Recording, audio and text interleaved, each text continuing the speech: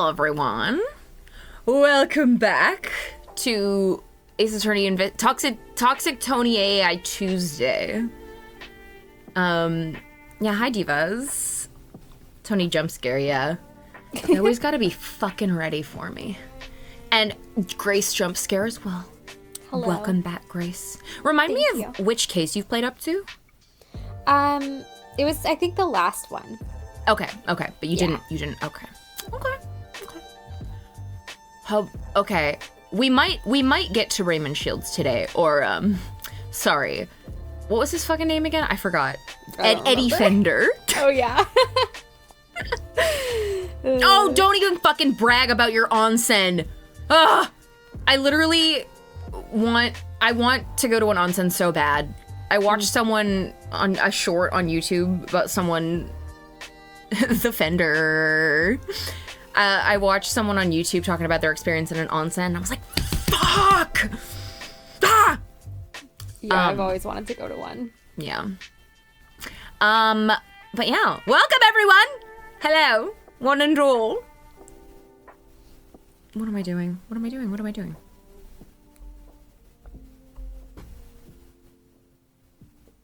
My brain stopped working. Oh my god. Okay, let's just get into it.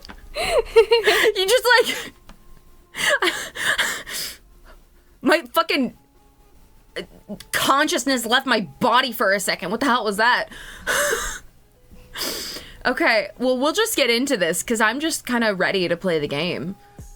I was telling Grace that I had my demo reel script ripped apart by my animation teacher today. And so I've just been like thinking about that constantly. But oh my gosh, Kiwi Cat, welcome back. Hello, how you doing? Oh, and I can practice my K voice today because obviously K voice is going on the demo reel. Duh. Oh, good. Duh. All right. Well, I hate to take the Yu-Gi-Oh lo-fi away from you guys, but you know.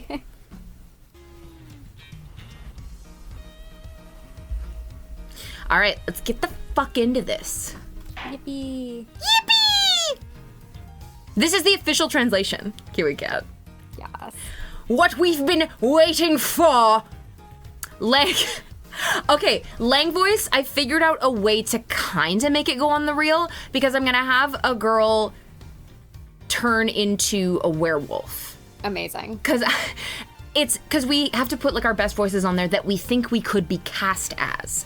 And unfortunately, I don't know what you would cast Lang as.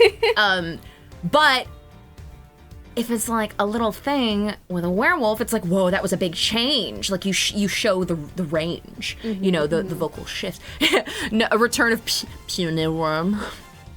No, Puny Worm's not going on the fucking demo reel.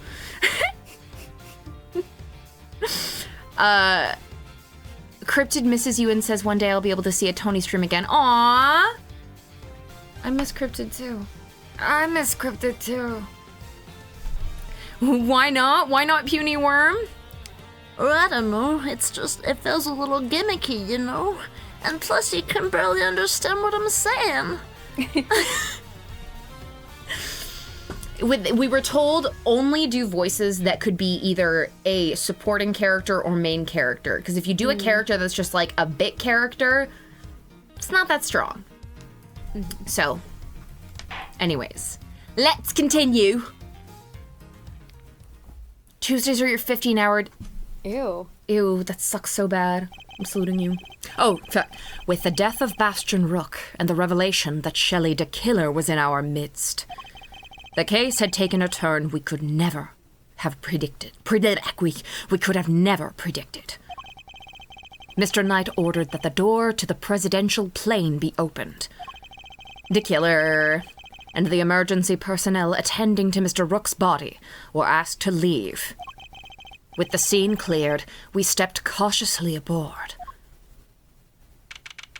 March 25th at 4:15 p.m. Jungfa presidential plane.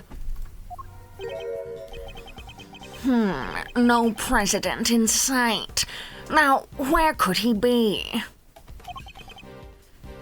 Who knows? So he's hiding behind the bulkhead door over there, is he? As courageous in the face of danger as ever. Ha! Sorry to disappoint, but did you seriously expect him to be standing here waiting to meet his assassin? As we have already established, my interest lies only in the successful conclusion of this investigation. Now, Mr. Edgeworth, if you would be so kind as to examine the body. All right. My only option right now is to play along. The rest is up to you, Detective Gumshoe. So the attempted assassination of the president has become the murder of a bodyguard. You look like you could use a little help there, Mr. Edgeworth. Not that I need it, but yes. That's what I thought. Then there's nothing else for it. Kay Faraday, a great thief extraordinaire, will just have to take it from here. Oh, really? You mean you're going to solve the case for me? Last time I wasn't watching your face when you did that, what, Shelley to Killers? Precisely, though, as courageous in the face as ever. It is really good. I'm just a simple ice cream salesman. Nope. I thought not. But I will provide vital assistance. Now let's get scouring this crime scene from top to bottom. Ice cream salesman. It will take Detective Gumshoe a while to assemble our backup. So I'll need to draw this part of the investigation out for as long as possible. Alright, je faut pas d'être plied. Okay, what's going on? We gotta talk to you. What is it, Mr. Edgeworth? Notice anything? So, there were 2 red-hooded assassins? Well, I don't know if we can say that with any certainty just yet. But Mr. DeKiller is a professional assassin, right? And Tabby was pointing a laser sight at the president. I give up. This one's a real mind-bender. Oh, I wish the transcripts were updated. I can't remember what was really good here. Please, please, please, please tell me. Aw, thank you, Flippity Flop. I love your K voice so much. She's so teen girl. She's so teen girl. At the beginning of doing AI2 the first time, I was so, like, not confident in my ability to do, like, that kind of, like, raspy, scrappy teen girl voice. But I wanted to give it my best shot, and I must thank Ace Attorney Investigations 2 for giving me a solid voice. Because it was just, like, hours and hours and hours of playing and, like, getting the voice better and better. Yeah. I love your confidence journey. Thank you, yeah. Because, like, in the beginning I was like, Master Edgeworth, like that. like, shut up! Don't shut up. Keep going. But, oh my god. If the truth cannot be discerned, it is because something is obscuring it. I haven't kept up with the official translation. Who's Tabby? Tabby is, Nicole Swift. Oh, I gotcha. So if we can swipe that something, the next treasure we bag will be the truth. Yes, I suppose you could put it that way. Her name is Tabby Lloyd. I've been studying up on how to investigate like a pro, you know. Have you really? That's good to hear. Yeah, so basically you examine stuff, and that helps you figure out what evidence and information to bag. Then you can Okay, whatever. And poof! Suddenly you're making off with the greatest treasure of all, the truth. Well, can't say I haven't been putting the work in, can you? I applaud the effort, Kay.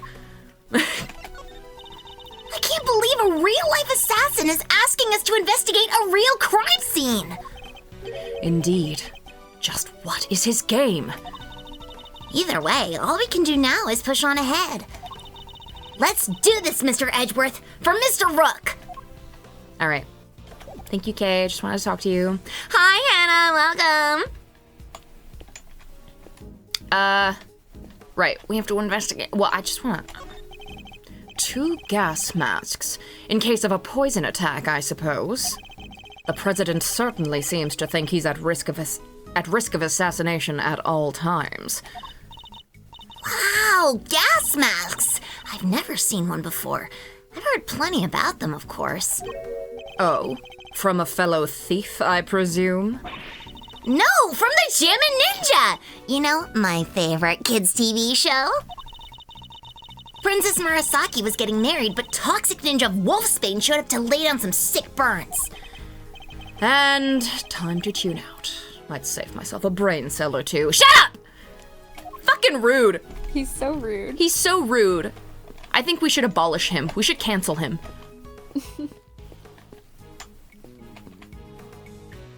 In the old one, there was some stuff that was good. Lifesaver, center monitor on the monitor stand, animal statues, alarms on the desk. Okay.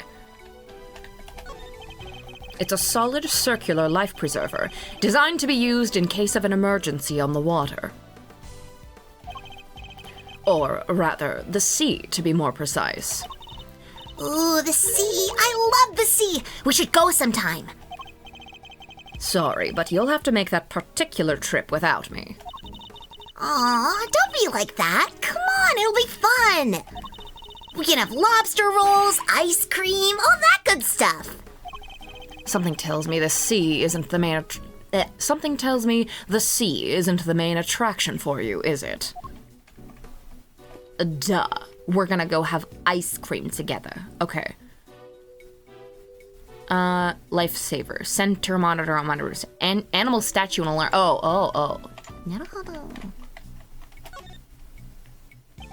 I must scour the scene and inspect anything that catches my attention.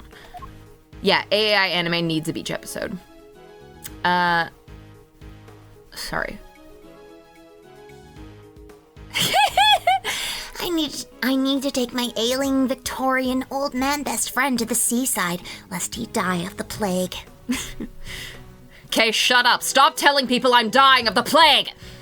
Sometimes I can still hear his voice. Animal statue and alarms on the desk. Okay. Oh. A curious figure of a curious animal with a curious expression is staring straight at me. Okay, Francisca. Yeah, like seriously, that's what I thought. And look! There's a big lever right by its butt. Don't even think about it. Oh, I wasn't thinking anything. I swear. I imagine that lever opens the panels beneath my feet.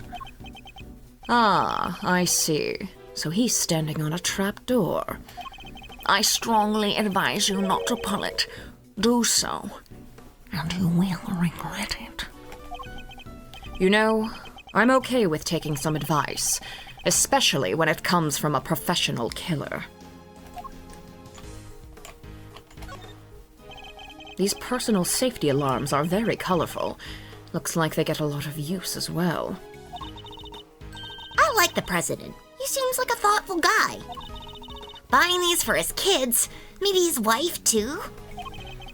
Why would they all be here if that was the case? No, these are for his own personal use. Objection, Your Honor!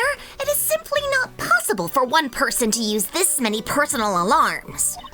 Why, you ask? Because he is human, and therefore possesses only 2 hands. 20 hands wouldn't be enough to count the number of objections I have to that objection. They're cute! She's literally making points, though, like... I don't know what to say. That looks heavy. So this is what a president wears, huh? Must be made of something super special. Yes, to protect him from bullets. The fan translation was, that objection is worth 0 points. Yeah, that's also funny. What? So it's not just for show? Of course not. This is a bulletproof vest. Oh, so that's what one of those looks like. Why didn't you just say so? Now I feel silly. Clicking on the bulletproof vest again. Okay. Behold ye, a bulletproof vest! Verily, it stops bullets most efficaciously. Why, look, here's one it stopped earlier. And what prompted that little performance? I don't know. Been wanting to try it for a while. You do know I sound nothing like that, right? She's so cute! Yay. Teenage girl of all fucking time! Ugh. Documents of some kind. We could always steal a glance. Another security plan. Oh yeah, like the one from the trash can. Precisely. But wait, something feels off. It's the juice.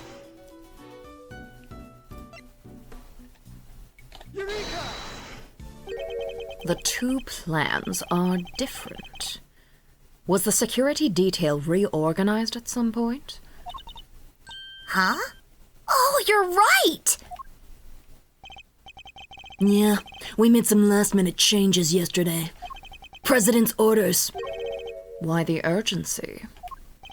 Because of what happened the day before. The killer tried to take him down. He infiltrated the security detail, posed as one of us.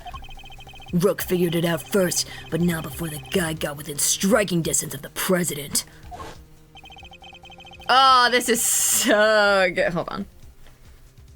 The arm going forward like that, so fucking cool. This is really fun. It's really, really good. If our leader hadn't stepped in just then, we'd all have been out of a job. But he made it, and our friend here wound up with a seriously twisted arm. Rook put a bullet in it for good measure, too. And where were you while this was happening? You were the first one I overpowered, were you not? Oh, that's embarrassing. Oh! Yikes. Oh, yikes! Yikes-a-rooney, oh dear. Shut up, kid! That's the thing I'm sensitive about! Ah, now I get it. Your neck has barely begun to heal, and you've already forgotten who I am. I'm disappointed. It's you! Busted up my neck so bad, can't even look to my right. I was somewhat astonished to have sustained an injury at all. A testament to Mr. Rook's skill. He was truly a master of his craft. Yeah, love that she openly says, That's embarrassing. no shame, no care for others' feelings. She's so cool. Unlike a certain other someone I could mention. I'm just as good as he ever was. You were a pawn to his queen, my young friend. What the heck do you know? So that's why you remembered Mr. Rook's name. You admired his skills as a bodyguard. Indeed. While I was serving on the team, I had learned the names of all the operatives. But his, in particular, stayed with me. It joined the very short list of those who have ever successfully wounded me. So that's the connection he was talking about. And that's why we changed up the security plan. Had to be sure there weren't any more assassins in the ranks. The president didn't want anybody on stage he didn't trust, and he only trusts two people. Me and Rook.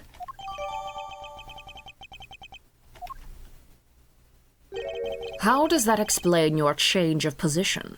Oh yeah, he switched over to the right-hand side. I told you, I can't turn my neck to the right. Can only cover the president's left side. So I wound up moving to the right side of the stage. Alright. Alright.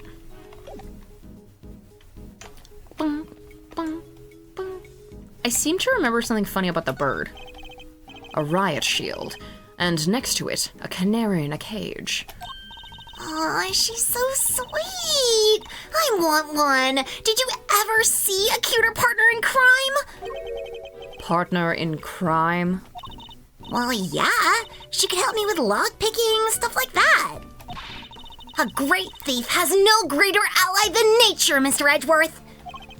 Sadly, such birds are most commonly used for Sadly, such birds are most commonly used for detecting poisonous gases. Wait, this one isn't actually for that, is it?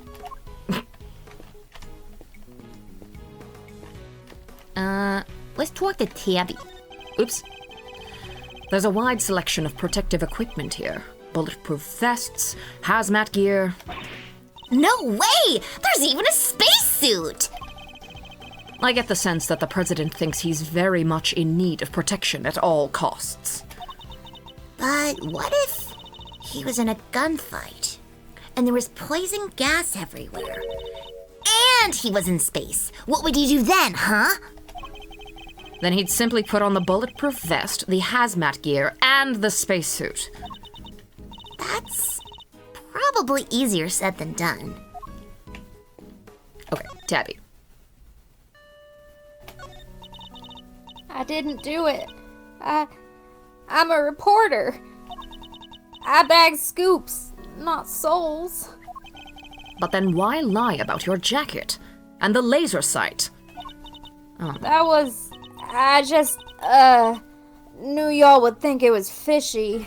I'm so sorry to fucking do this as soon as you get to say something, but there's something screaming outside. I know what.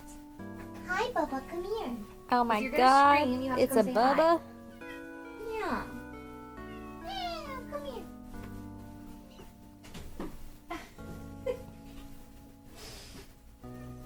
She tried to run away again, but I caught her. I caught her. You know, the fucking, like, that's my brother. That's my brother. I've just been all, like, week. Every time I see her, I'm like, it's my Bubba. It's my Bubba. Her face. It's my Bubba.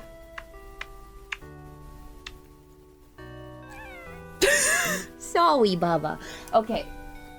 Alright, you gonna go? Okay, bye. Her parting meow. I kicked her out of my room for trying to get food, and she ran right up to scream at you. Fucking of course she did. She's so annoying. Most annoying girl in the world. Okay. Anyways. Back to grade. Do you want to do this line again? Oh, I don't care. You can go forward. Okay. Is that really all it was? Please! You gotta believe me. I could never do something like this. I'd like to tell you that everything will be all right, but just try not to worry too much. Earlier I overheard you won't like this cheese. Meow meow, go ahead, try it, you won't like this cheese. That's literally what it is. I'll be eating an apple and I'm like, it's an apple. And she's like, pawing at my hands. I'm like, here, smell it. And then she's like,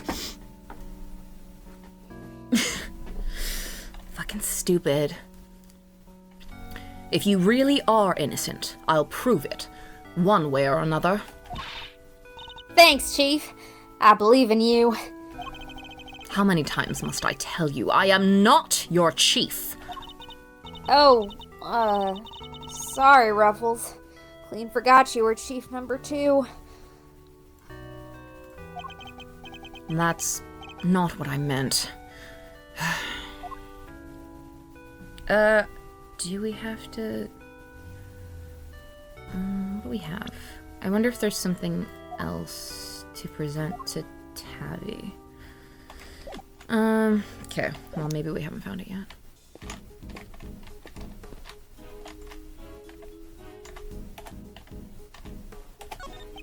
Someone has left an inflatable boat and an oar here.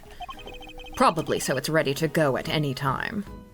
Oh, Fayax. Spyaxomain. I'm probably saying that wrong. Thank you for following. Welcome. Wait, but there's only one oar. You can still row with one oar, you know. Okay.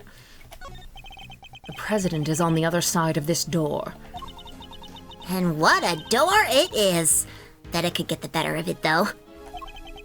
Get the better of it. Doors aren't there to be beaten. But look how heavy it is. Look at that lock. It's just sitting there begging me to try it. I said it right? Fuck yeah. Calm down, Kay, and think. Why might this door be locked? For me to open it, of course. Precisely. For you to open it, of course.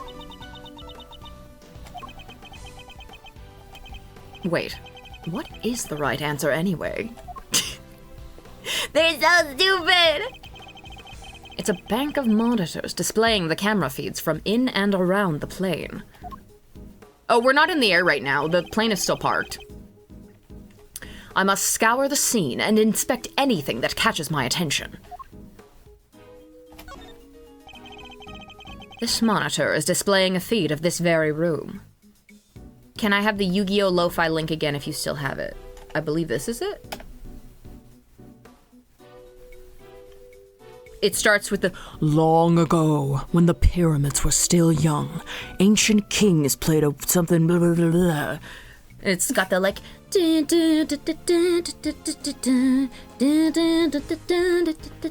That song is called God's Anger, I believe. It's a banger. It's a banger.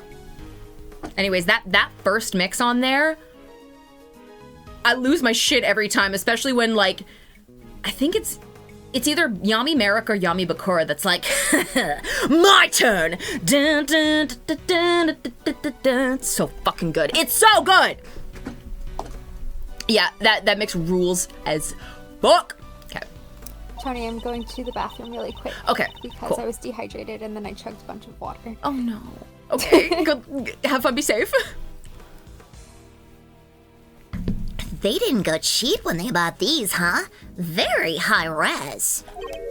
Oh, I'm afraid I can't quite tell myself, but blind! He needs glasses, old man. I can even see the little crow's feet around your eyes. Oh, my bad.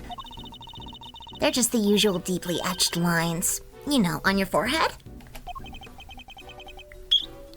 If you've quite finished. I fucking love these guys. She's so funny. And she's like, Oh, sorry. Those aren't crow's feet. Those are just, fine lines and wrinkles all over your face. what on earth is this? Oh, it's the president's favorite plushie. It's a memento of something. Anyway, don't touch. But if that's the case, then why has it been... Left up there like nobody cares about it. Yeah, that is pretty weird. It certainly wouldn't be the first place I would think to display a beloved item.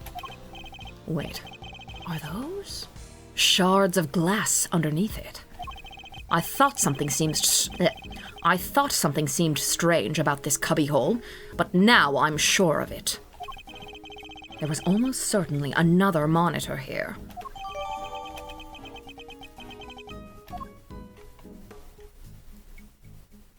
Do these all have a different...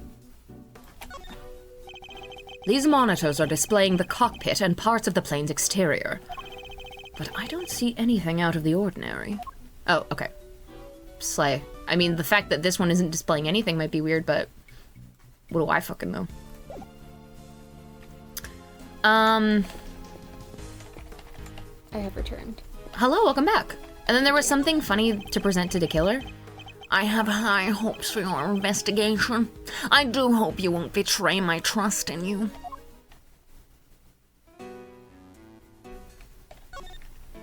Newspaper clipping. Slay. Franziska von Karma followed me! What?! my god, Queen, hi! Welcome! Oh my god, I'm a huge fan. I'm a huge fan! Why is Alfred from Batman here? Are you talking about the killer? He went to the dark side. He turned evil.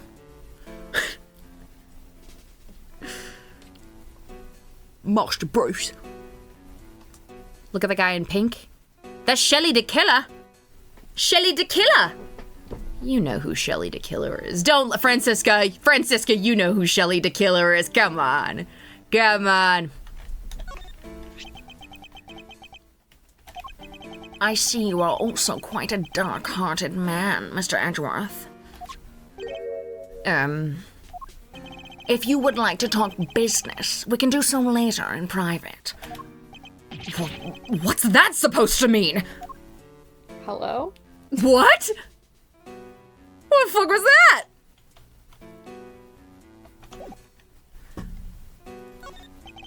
Things are progressing well, I hope. There's no need to worry. Things are progressing just fine. Oh, you want to take a better look at the sum of Francisca? Here. Showing her off like a makeup tutorial. And she's got her little like whip in her hands. Hi, Queen. So cute, so cute. But then I can also let me blow up the sum a little bit. Yeah, there she is. Yay. Hold on.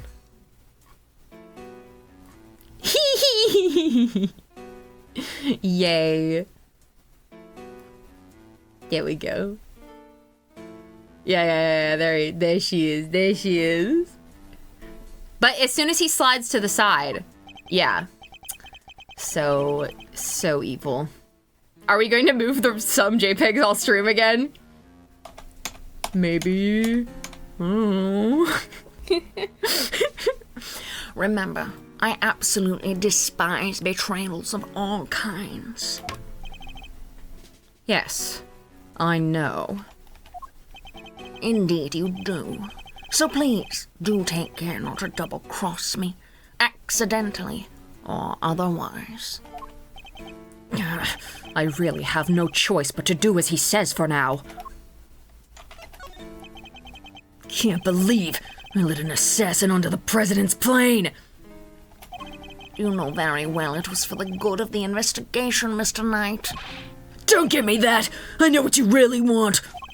You do indeed, because you heard me say it already. I wish to know the truth behind Mr. Rook's death. But you did also say you were asked to assassinate the president by a certain someone. You seem to have forgotten that there are more pressing matters at hand. I don't often carry out unpaid work, but it's not entirely unheard of. Fine, I'll get back to the investigation. Good. I am expecting great things out of you, Mr. Edgeworth. Okay. Am I supposed to present something else to him? I don't even know. Have I investigated? Oh, I haven't even fucking investigated the body! I must scour the scene and inspect anything that catches my attention.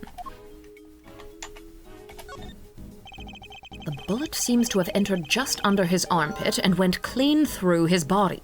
Also, Mana. Shh. He hasn't said, I won't rest until I've investigated every suspicious looking nook and cranny. Did they change What? that?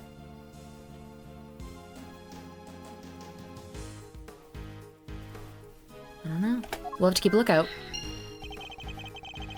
He was hit in an area his bulletproof vest didn't cover.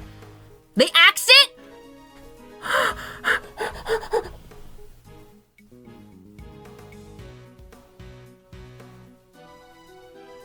Man, I'm having a mental breakdown here.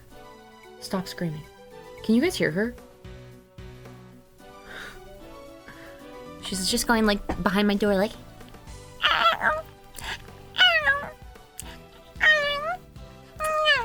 Yeah, you heard her a couple times. Yeah, she be out there screaming. Like it was on purpose or something, huh? The cause of death would appear to be loss of blood. Attempts were made to staunch it, but to no avail. The medics must have been brought in to try and save him. Sadly, it was too little too late. Brad, I already let her in once. She tried to run away. It's the victim, Mr. Bastian Rook, bodyguard to the president of Jungfa. He's one of the guys that brought the president inside as soon as the shooting started. Which means he continued to do his duty right up until his dying breath. At least he'll get posthumously promoted? Kay. Kay, it's better to know when to say nothing at all than to end up with your foot in your mouth. What do you mean? I mean, bodyguards don't even operate on the same rank promotion system as the police in the first place. Oh my god. I hate his ass so bad. I hate his ass so bad. He's like, Kay, please. You don't know this? This is so basic and you've put your foot in your mouth.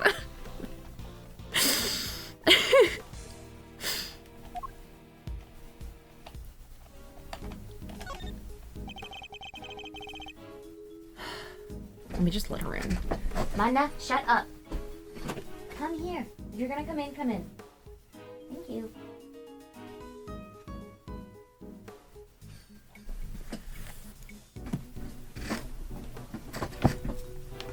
Hi, welcome. So the victim was also carrying a revolver. Brad, I already showed the creature. I can't keep derailing. Go back in the VOD. It looks like he was trying to use it. He probably drew it on instinct when he felt threatened. We should check to see if he managed to fire any rounds off. All there, and no other signs of the weapon having been used. Was this one on loan from Jungfa too? Yep, sure was. We're always issued with the same model gun.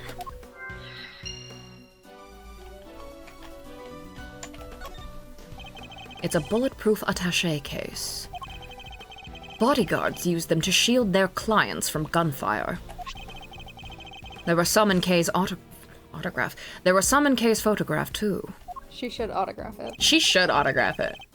Looks like Rook and Knight each had one.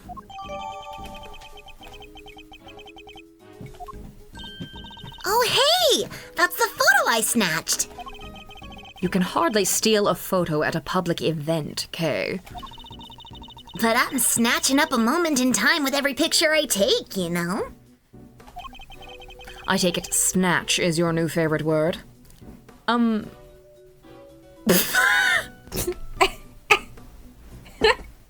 didn't get it until you said that. Yeah, fucking maybe. So what if Truly it is a is? teen. Yeah, no, seriously. Okay, now I have to close this door again. Hold on.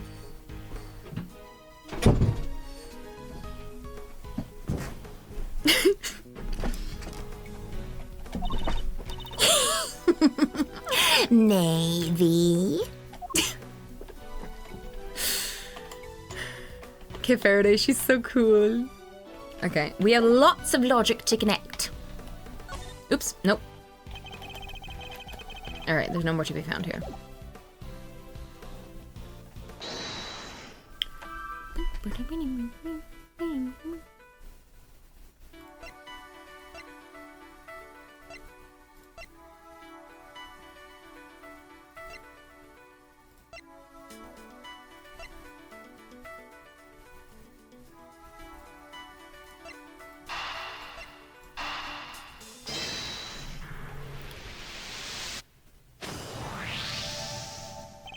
Two bullets were fired in total. We know this because two shots were heard. One traveled through the flag and into the balloon. The other took Mr. Rook's life. But there's a bullet in the president's vest too, right? How's that possible? How indeed, the numbers don't add up. However, there is one possible explanation. There is? After passing through his body, the bullet that took Mr. Rook's life then found itself lodged in the vest. In other words, 2 of our bullets were in fact 1. No way! He's right. If the president hadn't been wearing that vest, things could have been a lot worse. And he wasn't injured at all by the impact? Even when obstructed by a vest, a bullet can inflict serious damage. Sure, I've known guys who got broken bones that way. But the president's okay. He's made of strong stuff. Sounds like he didn't even need a vest. Let's not get carried away here. I want that bullet's ballistic markings analyzed. What's a ballistic marking? Oh, yes! Yay. Say the line, Kay! Remind me what those are again? Guns leave a unique pattern of grooves on every bullet they fire. By examining these grooves, we can use them to identify which gun it came from. Think of them as fingerprints of a sort. You can tell all that from a bullet? What are we waiting for? Analyze away! Might be easier said than done. That bullet hit solid armor. The impact will have completely flattened it. Fingerprints of a sort? Fingerprints of what? The gun? You'll be lucky if there's anything left for forensics. You'll be lucky if there's anything left for forensics to find. What? But I was all set up for some analyzing.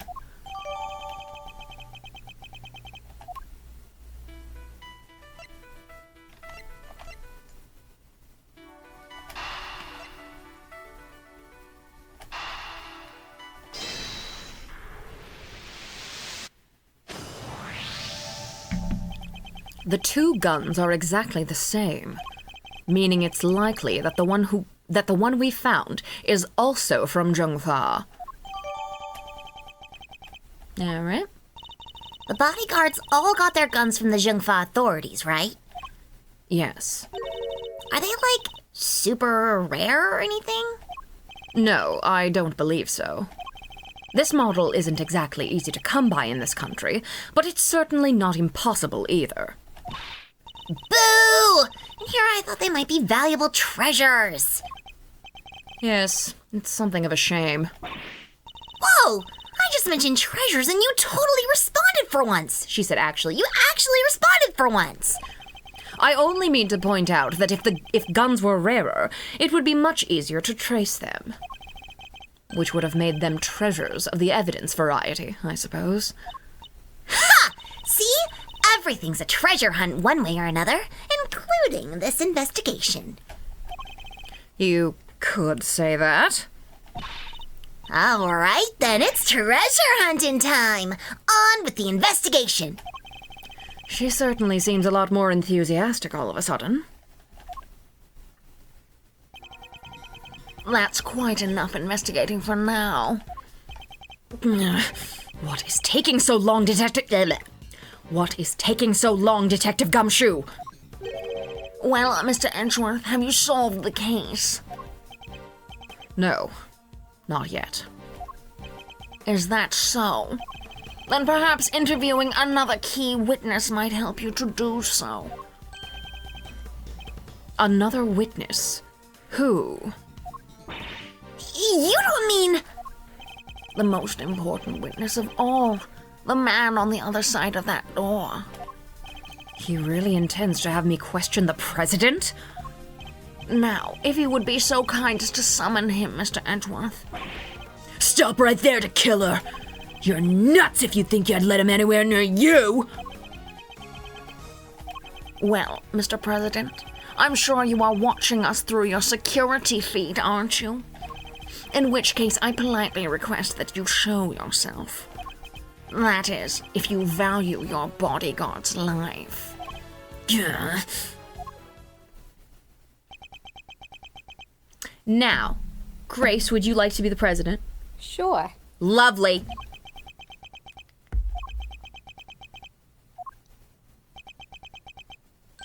Well, then, if nothing else, we know what kind of a man you really are. Mr. President! Stop! You can't do this. Let's all just calm down, all right? Come on, detective! Where the blazes are you? Eek! The lights! What's happening? Listen well, Mr. Edgeworth. I would advise you to stay very still. It seems I will not be granted my audience with the president after all, even with Mr. Knight's life as my bargaining chip. No! Stop! Ah! Eek! Kay! You won't get away with this, to killer! I have seen enough, and now I know the truth. Where are you? Where did you go? Ah! Bye-bye, King! I leave the rest in your capable hands, Mr. Edgeworth. Love him or hate him, he just has so much swag. Like, love him or hate him, he gets the job done. What, So Worth? true. Is this Gumshoe? I think this might be Gumshoe. Worth. He's more upset in the official translation than the fan translation. Mr. Edgeworth! Detective Gumshoe? Sir! Mr. Edgeworth, sir! There he is. March 25th, 4:45 p.m. at Jugfart Presidential Plane. Oh my god, this There is he so is, beautiful. Deadwood! I must have been knocked unconscious. Sir, you're okay. Are you alright, Mr. Edgeworth? Never mind me. He didn't hurt you, did he, Kay? No, I'm fine.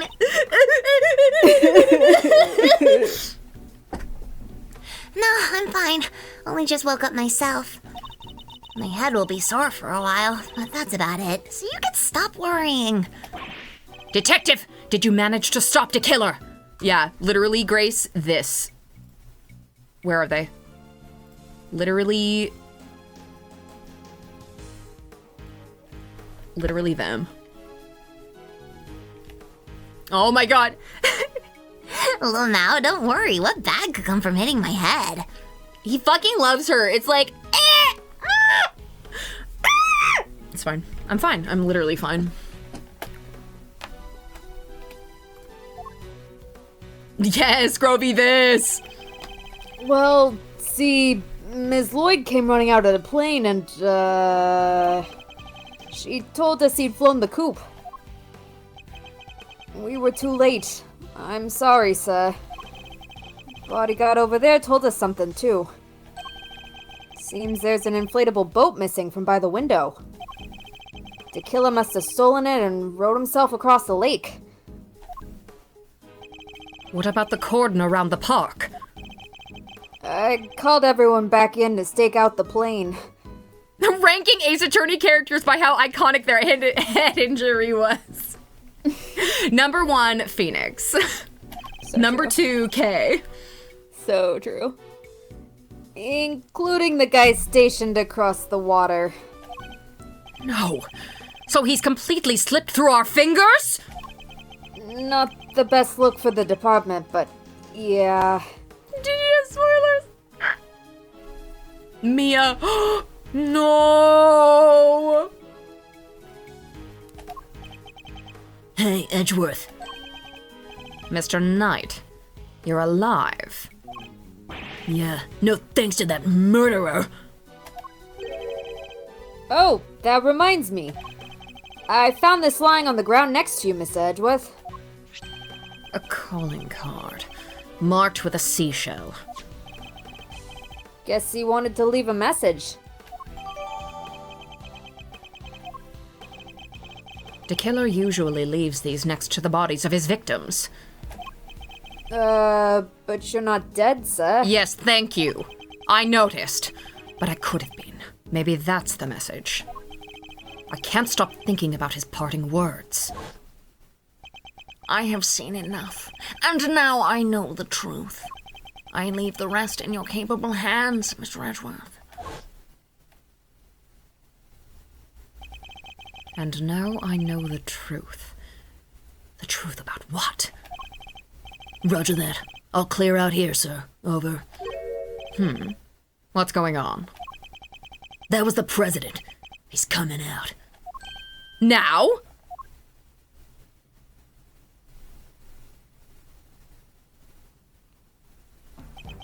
That's right. I'm gay. Big whoop, me too. So he's the president of Zhongfa, Mr. Ji Junwang. And you are? It's an honor to meet you, Mr. President. My name is Miles Edgeworth. The honor is all mine, Mr. Edgeworth. I am Dijun Wang. First gay president of Zhongfa. Wow. Your efforts on behalf of Zhongfa have not gone unnoticed. You averted something of a crisis. He must be referring to the Yatagarasu case. Thank you, sir, but all I did was solve a few local cases of murder. You are too humble. I have been observing your investigation. You are an impressive operator, Mr. Edgeworth. Even if Dikiller did get away. That's very kind of you to say. So he was watching through his security feed. Sadly, I must inform you that this is as far as your investigation goes. What do you mean? Hear me, foolish prosecutor, for I shall say this only once. Knight has apprised me of the state of affairs. And from this point forward, the case will be handled by Zhongfa's police force, the finest in the world. Even with Dikiller out of the picture, they're still looking to get me thrown off the case? What do you think you're doing, pal? Nobody talks to Miss Edgeworth like that. If it hadn't been for him, Dikiller would have... Detective! Forgive him, Mr. President, but I must confess to being somewhat confused. I fail to see how or why this case falls within Zhongfa's jurisdiction. You fail to see? Enough, puny prosecutor. You seek explanations from a head of state? I say no! 1,000 times no! I will not explain myself to you! Now hand over the evidence you have gathered and remove yourselves from this plane. I'd do as he says if I were you, Edgeworth. This can't really be the end of the line, can it?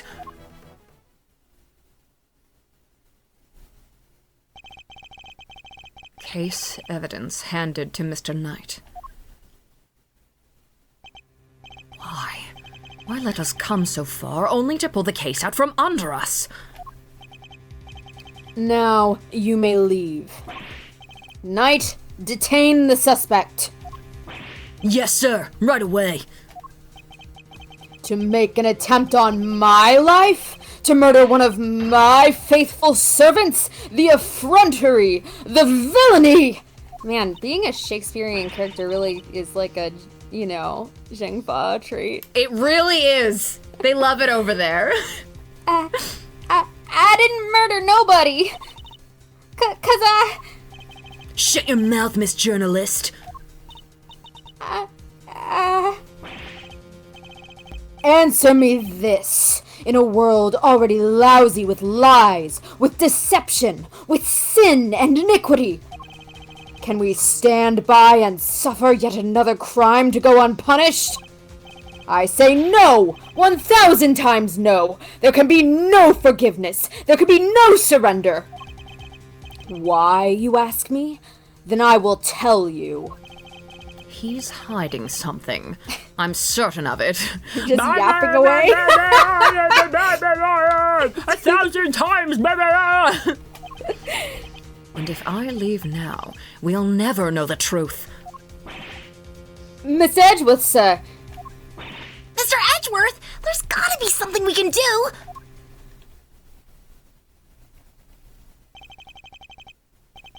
Think, Miles. Remember. How many times have you faced situations like this in the courtroom? You've confronted the lies of witnesses and countered the arguments of other lawyers. Why, I don't know why he's saying this out loud. I think this is probably supposed to be in blue text. Because he's not moving his mouth. I think they probably just missed that. Has the critical evidence always been laid at your feet? Has the critical evidence always been laid at your feet? No. And yet you always got to the truth of the situation in the end. With your greatest weapon of all, your words. Okay, this fucking, self-pep talk. Yeah. God. Mr. Edgeworth, how are you talking without moving your mouth? Can you teach me how to do that? That's crazy. Oh my god, you're wasted on being a prosecutor. You should be a ventriloquist. Okay, wait, hold on. I'll be your dummy. Are you ready? Ba, ba, ba. I am Miles Edgeworth. Sorry, I'm not supposed to talk.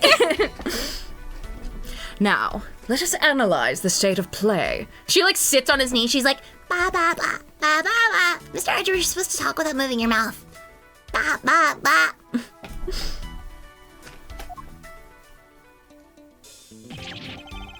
Begone, puny prosecutor, or do you dare defy the direct order of a president? He's not going to listen. He clearly means to drown out any objection by means of pure rhetorical force. When an opponent is on the offensive, the best thing I can do is bide my time and wait for an opening. As he said himself, he's a head of state, a seasoned politician. He won't open himself up to attack easily. I can't let him bully me into submission. I have to stay calm and alert. If I can read his movements and expressions correctly, I may be able to find my moment. My first aim should be to find out why he is insisting on Zheng Fa taking over the case. The board is set. Time to make my opening gambit. Okay, that was kind of raw. Okay, fine, that was kind of raw. Oh, fuck. So who will take over the case? Please, about the case. Did I give you permission to speak? No! 1,000 times no! Yet I will be heard. Yet I will be heard! Shut up. God. I am the leader of Zheng Fa. I have no time for your insolent backchat. I was simply hoping to confirm one basic fact. You say that the investigation will now be assigned to your national police force? I do. Now enough of your pointless questions.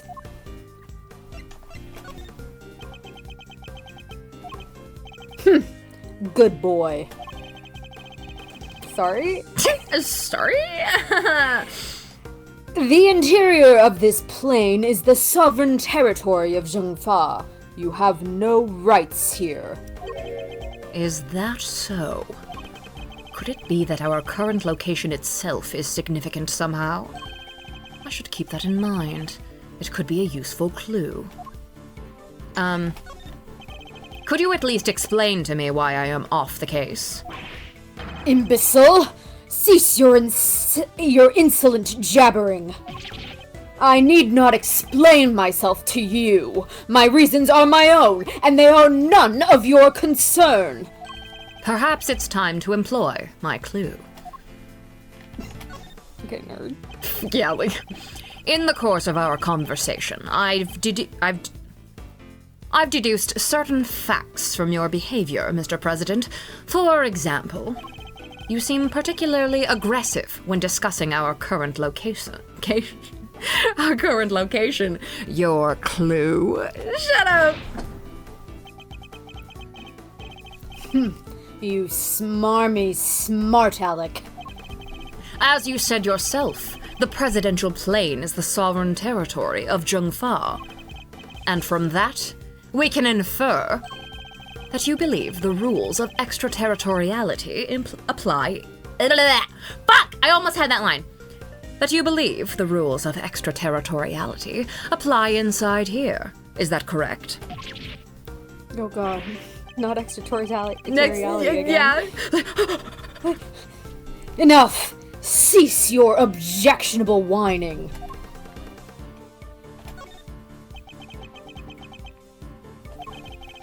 If you have nothing else to say, then stop wasting my time and get out of my sight. Yeah, maybe there is such a thing as biding my time too much. Oops. I can't let him bully me onto the back foot. I have to stay calm and alert. If I can read his movements and expressions. Yeah. Okay. Explain to me why I'm off the case. Bye. My clue. My clue?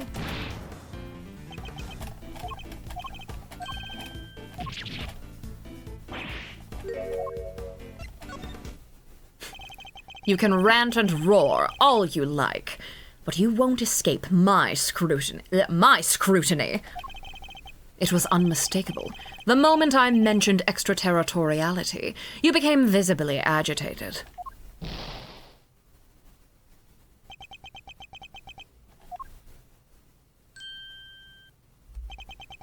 You think you're clever, don't you?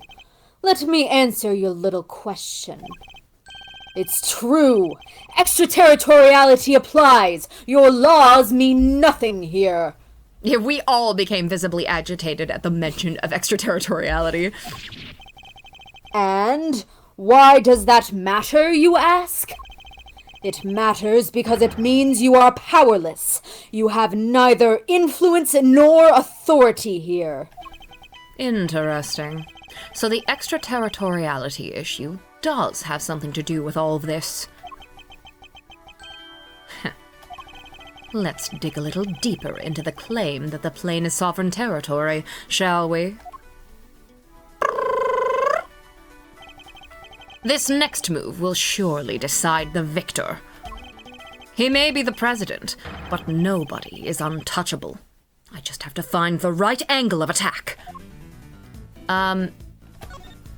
You believe that extraterritoriality applies here, but can you prove it? Do you even understand what you are asking? Of course. If I didn't, I wouldn't ask it. Have you no shame? Calling into question the good word of one such as myself. You must have realized by now what a massive corner you've talked yourself into. Nope. Worthless, meaningless bluster. Some pathetic ploy to buy time, perhaps? Maybe it was a little pathetic to chime in like that here. Shut up! Okay, whatever. Yeah. Okay, does that really...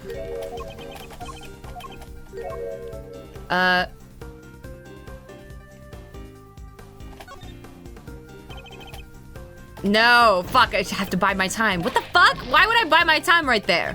Whatever. You believe that extraterritorial... I guess it's just like... Whatever. Who cares? I have no more time for this. You clearly cannot be saved from your own foolishness. You needn't worry about me. I'm not the one who needs saving. That would be Miss Lloyd, the woman who is being wrongfully accused of this crime. Your chivalry is admirable, but it changes nothing. The right to extraterritoriality cannot be denied.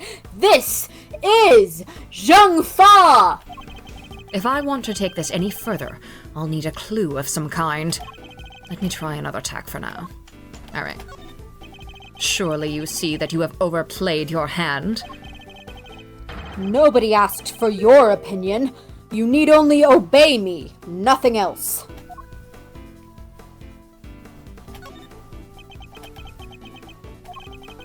You dare tell me how to govern? How to lead? You dare contradict me!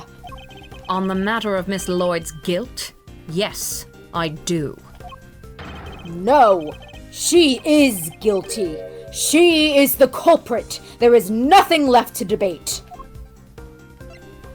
Well, I still have plenty to say. I feel like it's this, maybe? Fuck! God damn it, I'm so bad at this now! I'm sorry, I don't know It's okay. the answers at all. I used to be so good at mind chess!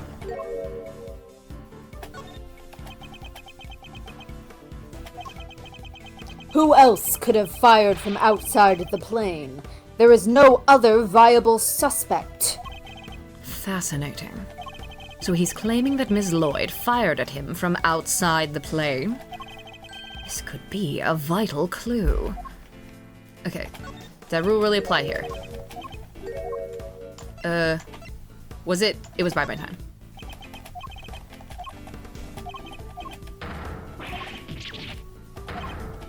Time to deploy my clue. Yeah, logic chess is so fun, but getting back to where you made the mistake is annoying. Yes. I may not be able to call the extraterritoriality of the presidential plane into doubt. However, according to you, she shot at you from outside the aircraft, correct? In which case, extraterritoriality could not possibly apply. Your assertion is entirely without merit, and the detainment of Ms. Lloyd cannot be justified. How could I have? Bested by a mere prosecutor? But I am the president! The president! Checkmate. No! They took out checkmate, Mr. President. Oh my god, how could they do that? Rip checkmate, Mr. President.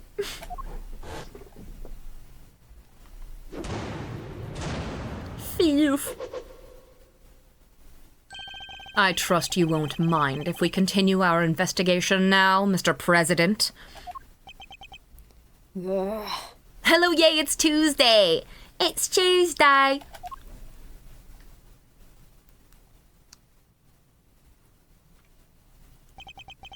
I hereby officially and unreservedly confer my approval.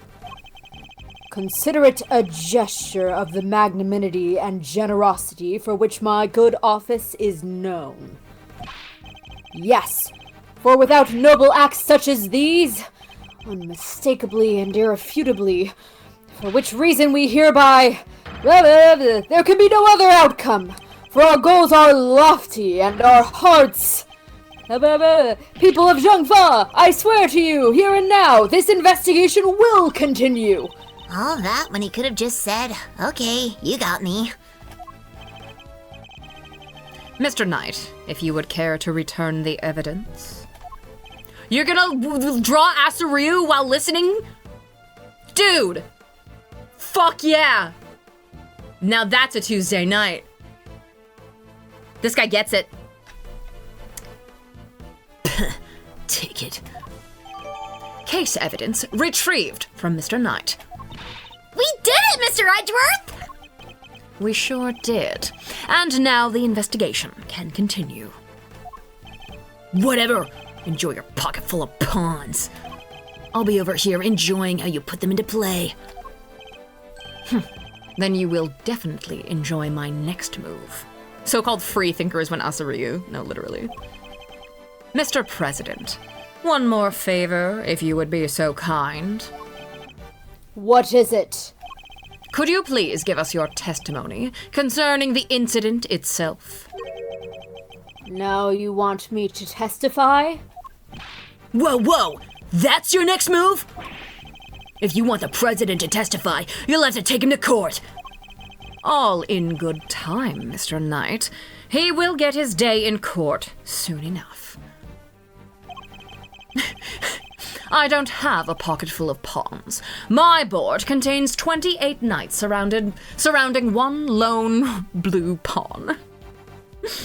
But if a person of interest refuses to cooperate at the investigative stage of the process, they are obliged to provide detailed justification as to their reasons for doing so. That's... What's the matter? Is there something you'd rather we didn't know? Stand down, Knight. I'll do as the prosecutor asks. Thank you for your cooperation. Now listen, and listened well.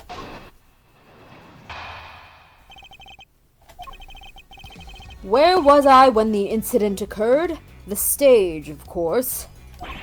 Suddenly, Rook and Knight jumped in front of me. Then, bang! A shot rang out and a plain, unblemished balloon of red exploded nearby. Sorry, the music is just... Not hesitating for an instant, my bodyguards tried to escort me back to the safety of the plane. And then, the second shot. The bullet went right through Rook and lodged itself in the bulletproof vest I was wearing. I guess if you look at it in one way, the president is also a victim here. Yes, the victim of an attempted assassination. Rook was simply in the wrong place at the wrong time. But that makes it even weirder! Why would the target of a crime try to obstruct the investigation? My guess is that there's something behind all of this that he doesn't want made public. A cover-up, huh? I knew there was more to this case than meets the eye. And the president isn't the only one who knows the truth. Isn't that right, Mr. Knight? Time to get to the bottom of this, once and for all.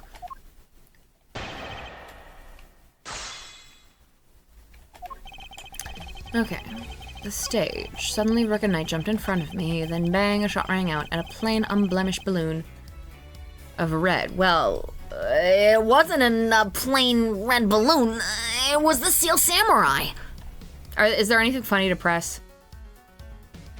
Probably not. I would have been told, huh? Objection!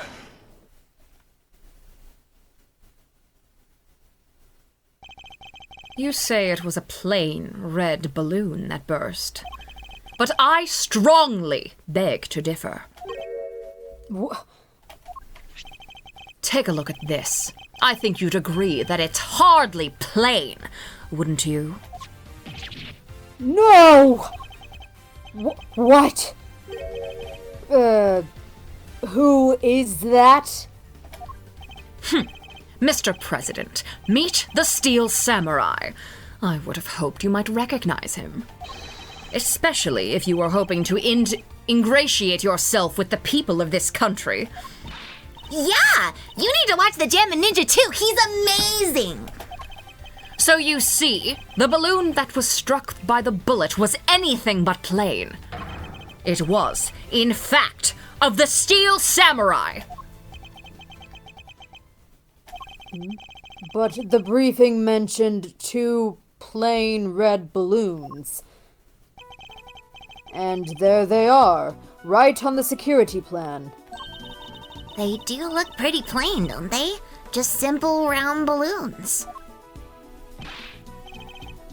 Knight, what is the meaning of this? Explain yourself. Yes, Mr. President. It seems the Steel Samurai balloon was borrowed at the last minute, sir. Borrowed? That's what we were told. Guess they only reported the incident to us bodyguards, though. Seems there was a little trouble here on site last night. One of the original balloons burst somehow. So they swapped it in as an emergency replacement? Yeah, one of the stall holders happened to have it. From what I hear, he was more than willing to lend it out. A very happy-go-lucky kind of guy, they said. A happy-go-lucky stall holder with a Steel Samurai balloon to spare. Huh. They filled just the bottom part up with air to make it look like the other ornamental balloon. So, while it was a Steel Samurai balloon, it was made to look like a plain red one above water. Is that the long and short of it? Knight, why was I not informed of this? Sorry, sir. We didn't think it was a pressing issue. Nobody looky ass. And indeed, you saw it and knew no different, correct? Yes, I suppose so. Could he really have mistaken the Steel Samurai's pants for a plain red balloon? So, Mr. President, I struggle to see how you wouldn't have noticed something different about the balloon. Of course! What's that outburst for? Now I remember. I could barely see the balloon. You couldn't see it? That's right. The wind was blowing too hard. The night voice is so on point, but he's also like 2 degrees away from Lang, so it's making me forget that Lang isn't in the case. I know! I was also hearing it. I was like, fuck, I'm like nearly slipping into Lang, but he's not there. He's not quite bare in his sheath. He's just kind of, he's not, but he's not. He doesn't have the wolf in him. He doesn't have fangs to bear. Sorry. The flags to the sides of the stage were flapping incessantly and blocking my view. Is that so? Yes, those 2 flags. They were being blown back towards me. Hey, watch what you say about horses. I'll eat an apple core in front of you. There would have been a strong wind blowing right around the time of the incident. Strong enough to blow the flags in just such a fashion. But does that conflict in any way with our understanding of the case? Yes. Thank you, Mr. President. Yeah, Lang would tear this guy limb from limb in a 1v1. Yeah. So don't make me fucking get an apple, because I've got some in the fridge, Grace. Not you, Grace, you're fine, but Grace. No, I'm also scared. Your testimony has revealed yet another contradiction. It has? Grace derogatory. Yes, a contradiction that could turn this entire case on its head. When I arrived on the scene, the wind had died down and the flags were resting calmly for the most part. But if the wind had previously been blowing the flags as the president describes, a certain piece of evidence suddenly takes on a very different meaning. Which piece of evidence contradicts the stated conditions of the stage at the time of the incident? Oh, naruhodo. Earlier, we deduced that the bullet that struck the steel samurai balloon. Great enunciation of fridge. Thank you. And the bullet that passed through the flag were one and the same. From these 2 things, we further deduced that we further deduced the trajectory.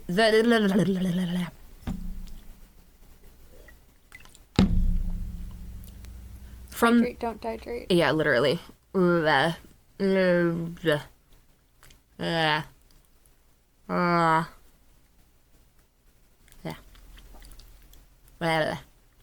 From these 2 things, we further deduced the trajectory that the bullet must have taken.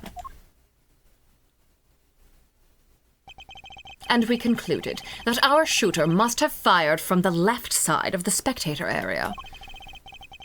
But if the flags were blowing as the president describes, our conclusion becomes quite different. No way! If the flags were pointed in the other direction... Exactly. Our trajectory changes completely. And if we trace that trajectory back to its source, we can ascertain who really fired that shot. Wait, but Mr. Edgeworth, that would mean... Yes, I know. We may not yet understand the reason why, but it can only have been one person who did it. Who does the bullet's new trajectory implicate as the one who fired the shot?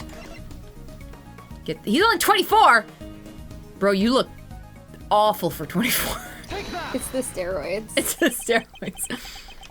The person who fired that shot.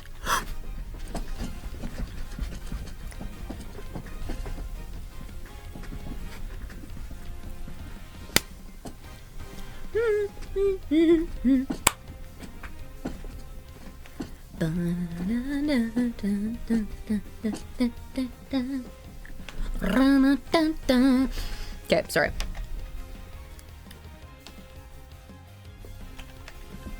Into Clear Wheel fam or whatever.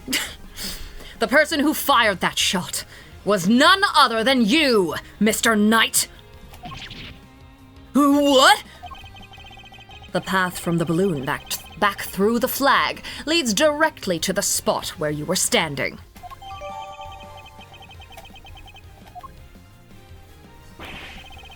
But the guy's one of the president's bodyguards. Why the heck would he go around shooting balloons? This is absurd. What exactly are you trying to imply? That Mr. Knight, a man who has saved my life countless times, is my would-be assassin? Seriously, Edgeworth, we've put up with a lot from you, but this? We're President Wong's bodyguards! We're the pieces on the board to protect the king! I'll handle this, Knight. Sorry, sir. Mr. Edgeworth, the wind was indeed blowing quite fiercely around the time of my speech. But the wind can pick up and die away in an instant, can it not?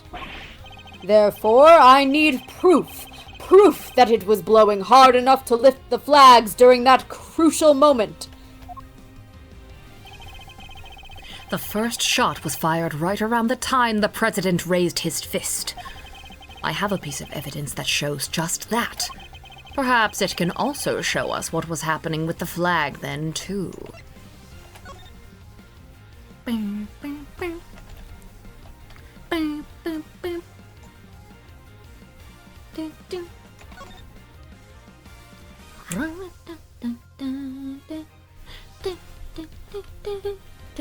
Okay, I think it's this one, because there's the flag right there.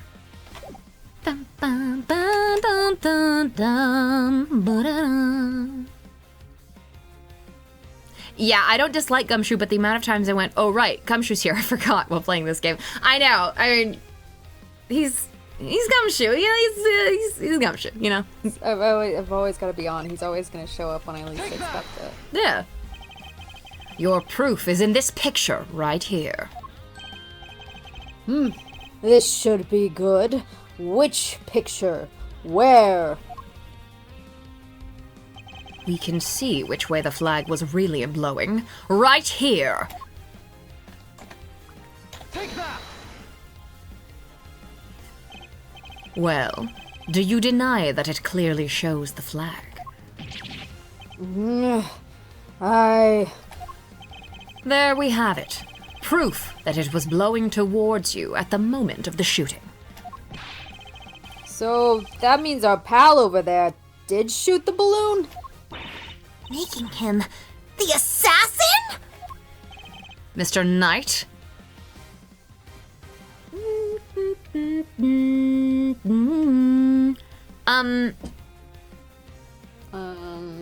I don't think he was. 'Cause he was on the... I can't remember exactly how this goes, but he was shooting away from the president. I think that he wanted to have a distraction so that he could shoot Rook, I think. I think he's not the assassin. That makes sense.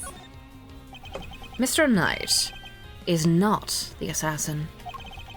He may have shot the balloon, but the president was on the other side of him entirely. Therefore, he can't have been aiming at his boss. Yeah!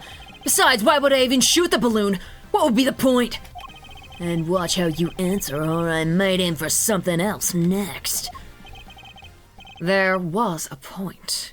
I'm sure of it. If I can figure out what it was, perhaps I can finally put this whole conundrum to rest. Knight definitely shot the balloon. That fact alone changes everything about the case. I'm so sorry, I'm going to the bathroom again. That's fine, go for it. Who's moved to the right side of the stage? shot the right side balloon. Oh, he can't turn his head to the right.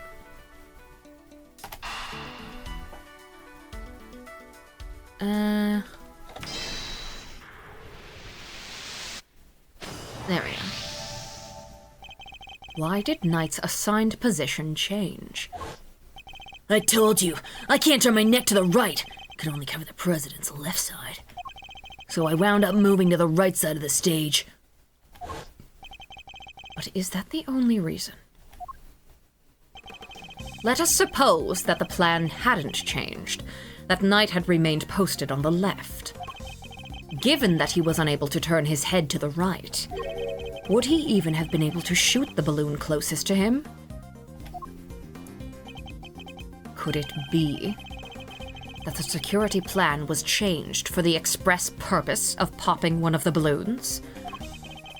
And if we suppose that to be the case, the two plans are different. Was the security detail reorganized at some point? Yeah, we made some last-minute changes yesterday. President's orders. That's right! The president was the one who ordered the change! I feel like... Sorry, I just had to shift my mic a little.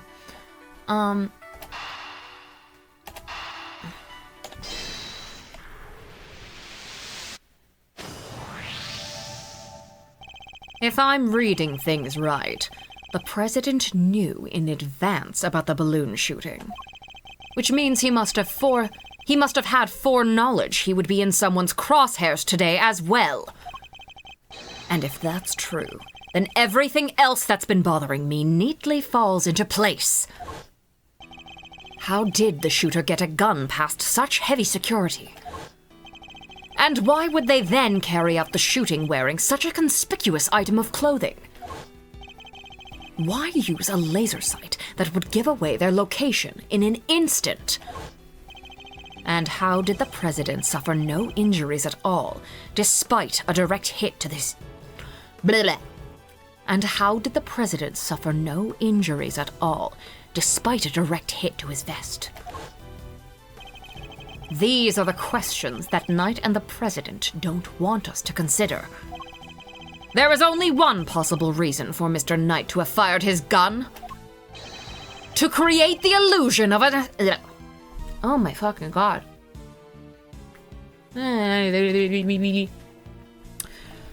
To create the illusion of an assassination attempt. What? Huh? Idiot! Do you understand what you're saying? Oh, I understand all too well. I understand everything now. Most of all, I understand why you were so keen to take this investigation off my hands, Mr. President. You wanted your real plans to remain hidden. How dare you speak to me that way? Is this some sort of sick joke? Oh, it's no joke, I assure you. It is simply the truth, as revealed by the careful application of logic and reasoning. Nothing more. The first shot was fired by Mr. Knight with the specific intention of hitting that balloon. The sound of gunfire and the bursting of the balloon were guaranteed to cause a panic. And then he fired again. He did? Yes, he fired 2 bullets, both of which were aimed at the balloon. As for why he did so, it's because the second shot was designed to create the impression that the president had been hit. So then, what's the deal with the one in the vest? I'm willing to bet that bullet was planted there long before the shooting ever occurred.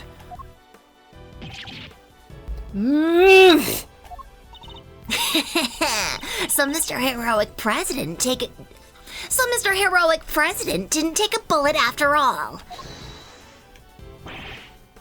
That's not true. I was shot, I tell you. We'll be able to verify that for ourselves once we take a closer look at that bullet. At the very least, we can expect to find traces of Mr. Rook's blood on it, correct? But you said it yourself! You found the shooter in a photograph! The person with the red hood! I thought I made myself clear. The trajectory points to only one possible shooter, Mr. Knight. Then where does Tabby fit into all this? She was simply one part of their plan. In order to place the suspicion elsewhere, they set about creating a fake assassin. A highly suspicious person with the red hood!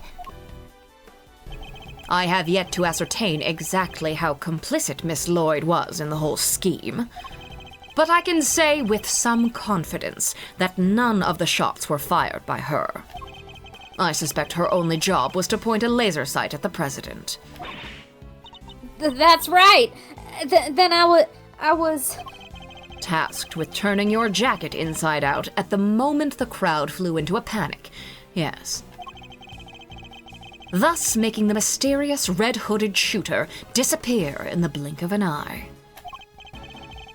Then, when the gun and the security plan were later found in the trash can, it would have all appeared to have been the work of an assassin so skilled they could vanish into thin air. But then the case would have gone cold. Exactly what our friends here were hoping for. Makes sense now why they wanted you off the case. Indeed, because the entire affair was a cheap ruse perpetrated by the president himself.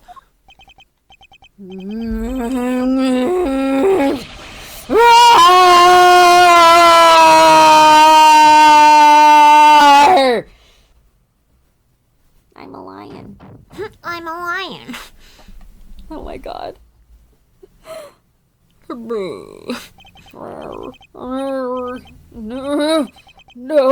No, I... The presidential mask has well and truly slipped off. Admit it, the entire assassination was a lie, wasn't it? If that stupid chief prosecutor hadn't insisted on assigning you... This happened to me one time? How could I let this happen? Objection! Whoa! Why give him an objection? That's enough, Edgeworth. Mr. Knight! Sorry, but I'm speaking with the president right now. Yeah, well, I'm doing my job as a knight and protecting my king.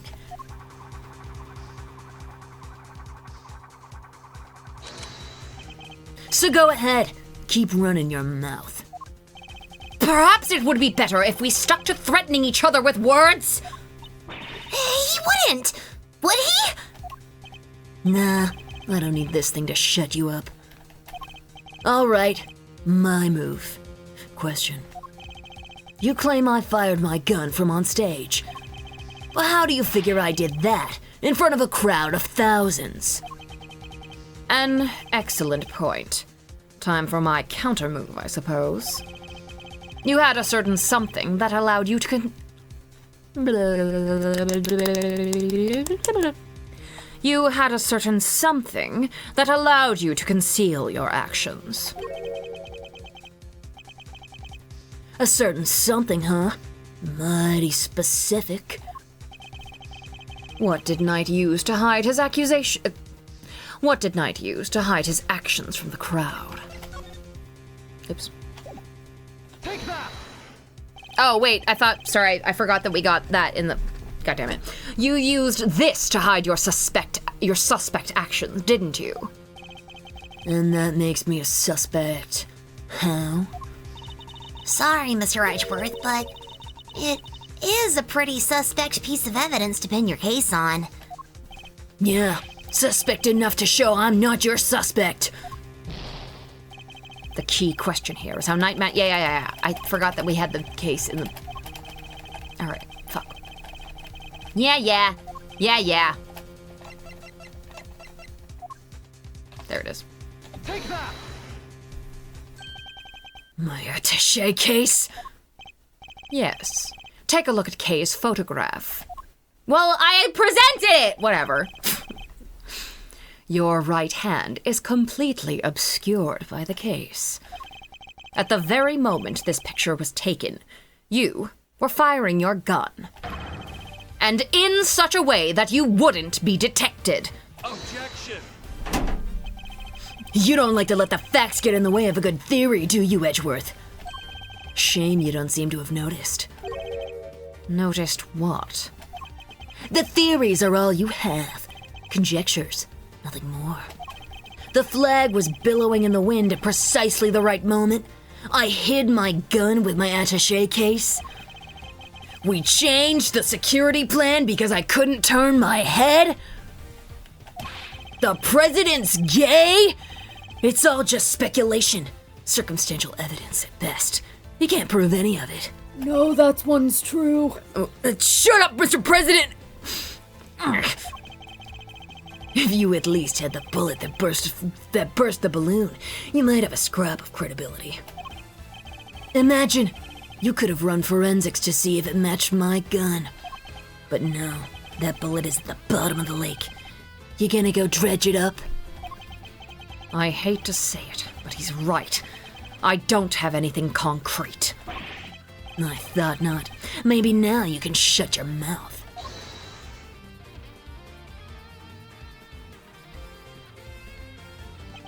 Miss Lloyd.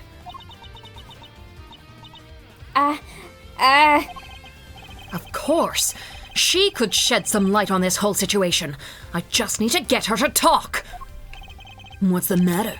Something you want to say, Miss Journalist? No, never mind. That's what I thought. Miss Lloyd! I need you to be brave. If you don't speak up, the truth will be lost forever. You are a journalist, after all, are you not? Dang it! I can't stay quiet any longer. Hey! You understand what you're doing, right? I'd think carefully before opening that mouth of yours. I was so focused on bagging me a scoop, I forgot the most important thing of all. Real journalists don't lie. Ain't no dang scoop if it ain't the truth. I'm sorry, Mr. Edgeworth. I should have showed you this before. What is it? It's the laser pointer I used on the president. But that's all I'd done. I never shot nobody. You stupid! I thought I told you. You squeal and you go down as an accomplice. It was him. He told me to do it. I was at Shangfa's embassy sniffing out a story like I told you. This was 3 days back. He comes up to me out of the blue, just starts talking. Help me out and I'll get you exclusive access to the president. That kind of stuff. But what about the gun in the trash can? That I don't know nothing about, I swear it. All he told me was to wear a jacket with a red hood and to point that there pointer at the president. I never thought for a minute it'd blow up in my face so bad. I'm sorry. Truly, I am. Thank you, Miss Lloyd. I'd like you to testify to that effect when this goes to trial. It ought to go a long way towards proving that the assassination was a sham. Ugh! What's wrong with you people? Don't any of you know what's good for you? My sympathies, Mr. Knight.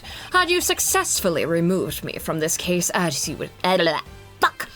Had you successfully removed me from this case as you'd intended, perhaps then you could have kept your pawn quiet, Gunk! Forgot about that one. It's a really funny sprite. So let me get this straight. You told Tabby. If you let slip about a fake assassination plot, we'll have you convicted for murder. Or something like that? Of all the dirty... I said no such thing. Old... Hold it. President Wong? Give it up, Knight. It's time we came clean. It's our only choice. So, Mr. President, you admit it. You admit that there was a plot to fake an assassination attempt? Yes, and also I'm an elf for some reason. I thought you were more of a half-orc, but go on. I do. I'm sorry. But why? Why do something like that? My popularity has been on the wane back home. I thought surviving an attempt on my life might give me the boost I needed. I know what we did was wrong, so yes, it was all lies. All of it. And the bullet in the vest? It was planted ahead of time. I wasn't hit by anything today. Bulletproof vest data updated in my organizer. But then, what was up with the killer? Our plan got out somehow. And then he just appeared, hell-bent on turning our fake assassination into a real one. Hence the red raincoat, I suppose. The killer. He'd hoped to get in close enough as the fake assassin to finish the job. Wait. Just like through the entire game, Edgeworth, like every time Edgeworth says "de killer," Kay is just like The killer. and that was why de killer. The killer. Kay, stop it, please. There is one thing I don't understand, though. Oh, and what would that be? Why did Rook have to die? If the whole thing was fake, how did he wind up getting killed for real? That's true, and therein lies the real question. He was a fine bodyguard. The best, in fact. He may not have been a native of Zhengfa, but he was someone I could fully trust. Whatever. Mr. Rook must have been really something to gain the trust of someone who'd hide him. Mr. Rook must have been really something to gain the trust of someone who'd hide from his own shadow. Sounds like he was as trustworthy to the president as I am to you, huh, sir? I believe that's for me to say, Detective, not you. Mr. Rook must have known about the plan too, then, correct? He wasn't aware of any specific details, so not really. I tried to involve him, but he refused. And you would have done well to listen to him. This is a tragedy. The life of a good man has been wasted. What was so great about him, anyway? What's gotten into him? He was just another piece on the board, and there to protect you, nothing more.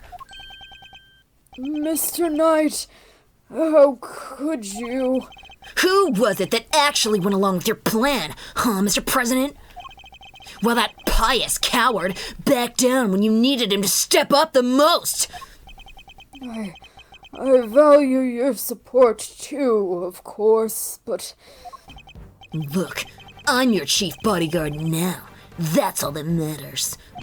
And now that that spineless fool Rook is gone, things are gonna change around here. Thanks to me, genius strategist, grandmaster, rightful leader of this team. Sorry. I don't know what came over me just then. it was beautiful. We are all well aware of your ambitions, Knight. They've all seen him be like, before? But doesn't this seem a little imprudent to you? Why? My plan this time was perfect. As they always are. As they always will be. That's... Oh, my earring fell out. No! Hold on. Oh no. I was getting too into it.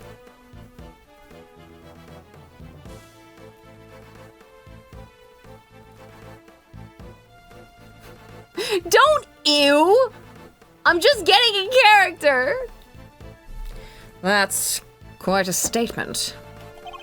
Especially considering that your perfect plan was an abject failure. Don't Tony what me. I follow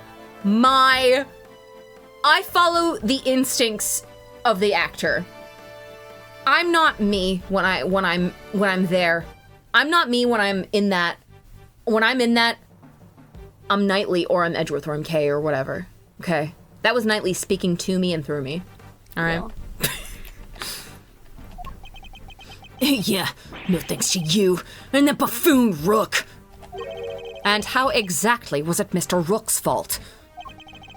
The horse took over. I shouldn't judge. Thank you. If he hadn't died, the killer...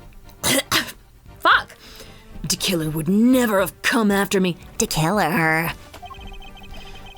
and I wouldn't have had to let you on this plane! Please, Mr. Knight, you mustn't talk like that. Fine. The guy died protecting you, Mr. President. I'm sure that's just what he always wanted. But did he die protecting the president? Wait, I thought the whole assassination thing was fake. Ah, come on! Do I have to say everything twice? We planned a fake assassination, but somebody else came along and tried to make it real. 2 shots were fired, remember? Like you said, Edgeworth, one of them was the bullet I shot through that balloon. But the second, that wasn't me. Oh, really? Then who did fire it? The real assassin. But not to kill her. To kill her. His plan was to come after the president with a knife. No, the most likely suspect here is the piece cowering quietly in the corner. Our lily white queen over there. What? Miss Lloyd? Again with this? I'm not your danged assassin! But is that really true? I, for one, don't believe it. The gun in the trash can, it can only belong to you. Oh, you used to ride? Oh my god, me too. As soon as I shot that bullet, I rushed over to help Rook escort the president back onto the plane. I left Rook here in this room while I secured the president in the safe room. When I came back, Rook was lying there on the ground. Miss Journalist must have shot Rook while we were escorting the president off stage. That single killer shot was fired by the gun you found in the trash can. So you don't actually know when the victim was struck by the bullet, do you?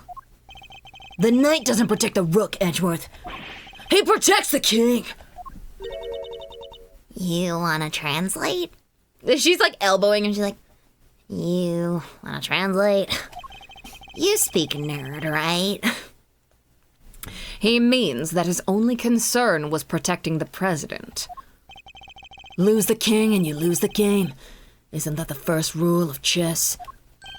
But a win in which a key piece is sacrificed is a hollow victory indeed. Doesn't matter. It's still a victory. I kept the president safe. I win! Well, it's a bit early to be calling our little match in any case, for this is where the battle really begins. Yeah, no, it isn't, Ma. That's not how chess works. That's literally not how chess works, but Slay King.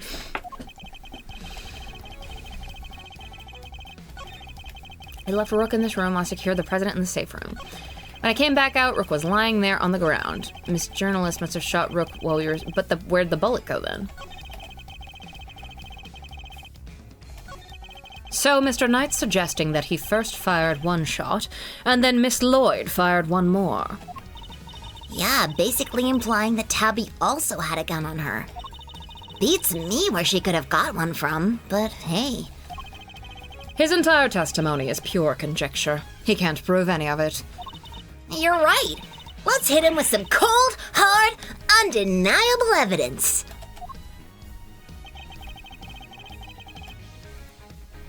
Okay, hold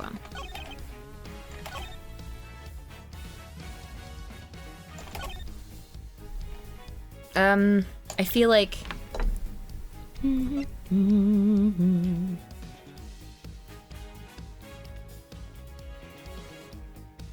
Is it gonna be that single killer shot? I'm willing to get some wrong answer dialogue here. Objection! Okay.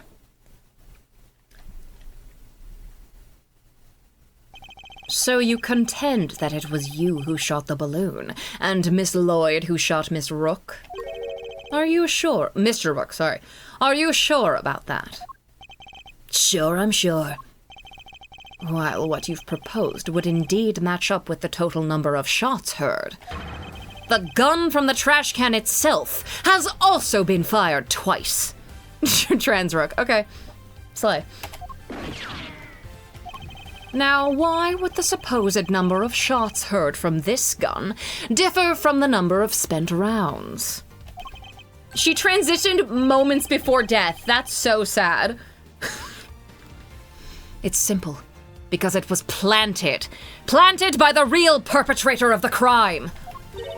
Somebody faked the evidence? Yes, and if you think about it, their reason for doing so is obvious. To ensure that whoever found the gun would conclude that the shooter had been in the spectator area. And in order to do that, they had to make it seem as if both shots had come from this one weapon. I get it. So that's why it's got 2 spent rounds, huh? Precisely. As we have already proven, the bullet that burst the balloon came from a different weapon.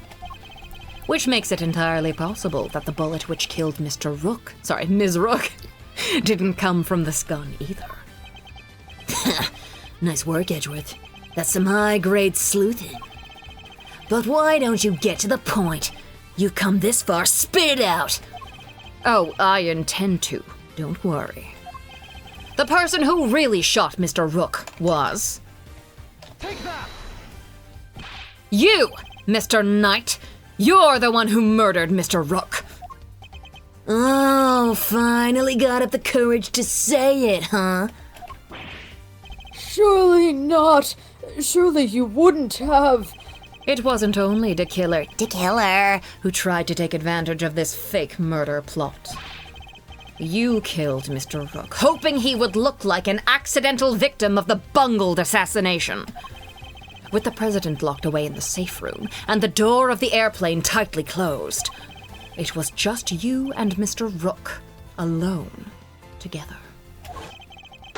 And that was when the third bullet was fired, right into your colleague's body. Objection! Objection. Wait, you're really gonna claim there's a third one now? You just said only 2 gunshots were heard. Wanna tell me how that works? Objection! Increasingly quick and unkinged. The killer. Is killing me. Mouse says it, and this is her interjecting behind him in real time. No, literally. Yes, that's what it is. It's fully that. She's like behind his shoulder, like popping up behind it, like. Hold on, can I get under here?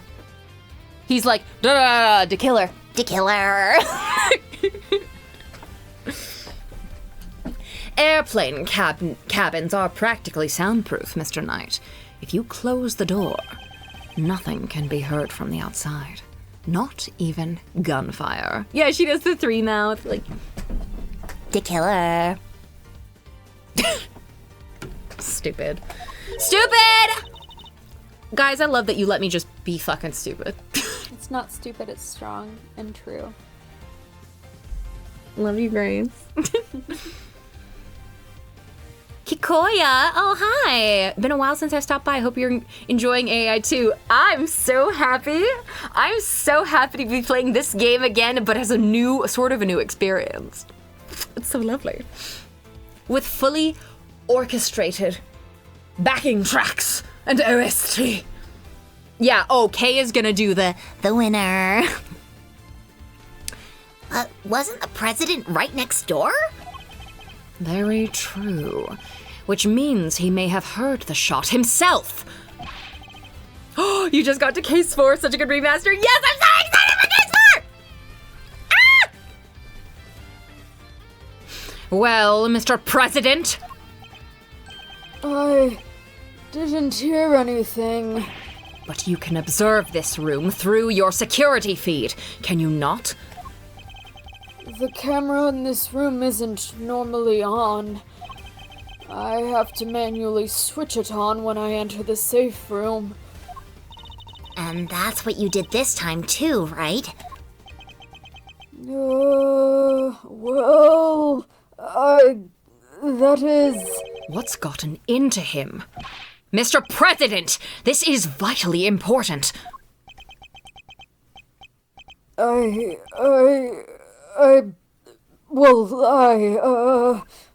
Please, President Wong? Fine.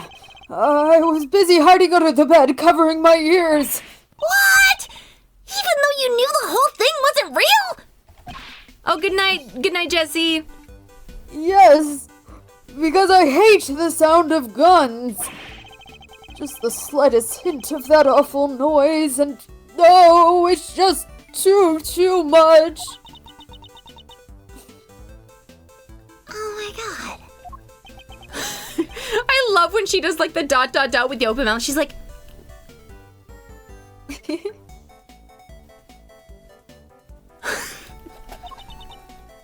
Woof. That there's sadder than a pot of overcooked crawfish. Mr. Knight, you saw that President Wong was cowering beneath the bed. And what's more, you knew from the monitor bank that the security camera for this room hadn't been switched on. Which means you knew that the circumstances were perfect for you to fire the third shot straight at Mr. Rook. Knight, how could you? Could you really have betrayed my trust so horribly? You think I killed the old halfwit? You don't trust me much, huh? This is the thanks I get for putting my life on the line for you day after day. I want to believe you, but... I don't get it. I just don't get it. What is there to doubt here? What, you don't believe that the girl over there could have done it? No, because this gun isn't the murder weapon. We know this from the number of bullets fired. Yeah? Well, how do you know there wasn't a spent bullet from the start? What? Someone could have fired a bullet from that gun yesterday or the day before. Then today, another bullet. The bullet that hit Rook. That's pure speculation, pal, and you know it. Maybe. But can you really prove it's not true? Not with any certainty, no. You're nothing without conclusive proof, so come on! A single piece of evidence, straight through my heart. I dare you. Well, what are you waiting for? There must be something. Mustn't there, Mr. Edgeworth? If we can't prove it, Tabby's... Please, Ruffles. I hate it when he gropes the air. I messed up. I know I did. I should have never done what I did, not even for a scoop. But murder? Nah, that ain't me. Ain't a murderous bone in my body. Conclusive proof. If only I could prove that Knight's gun is the murder weapon. Wait. Perhaps I can. Yeah, single piece of evidence straight through my heart kind of gay. If you at least had the bullet that burst the balloon, you might have a scrap of credibility. Imagine you could have run forensics to see if it matched my gun. This is what happens when he's on the outs with Redacted. If Redacted is who I think it is, then yes. If we had the bullet that killed Mr. Rook, forensics could tell us which gun it was fired from. No proof, no case. End of conversation. Objection! Hold it right there! What now? You're not about to claim you do have proof. Of course I do. This ought to be good.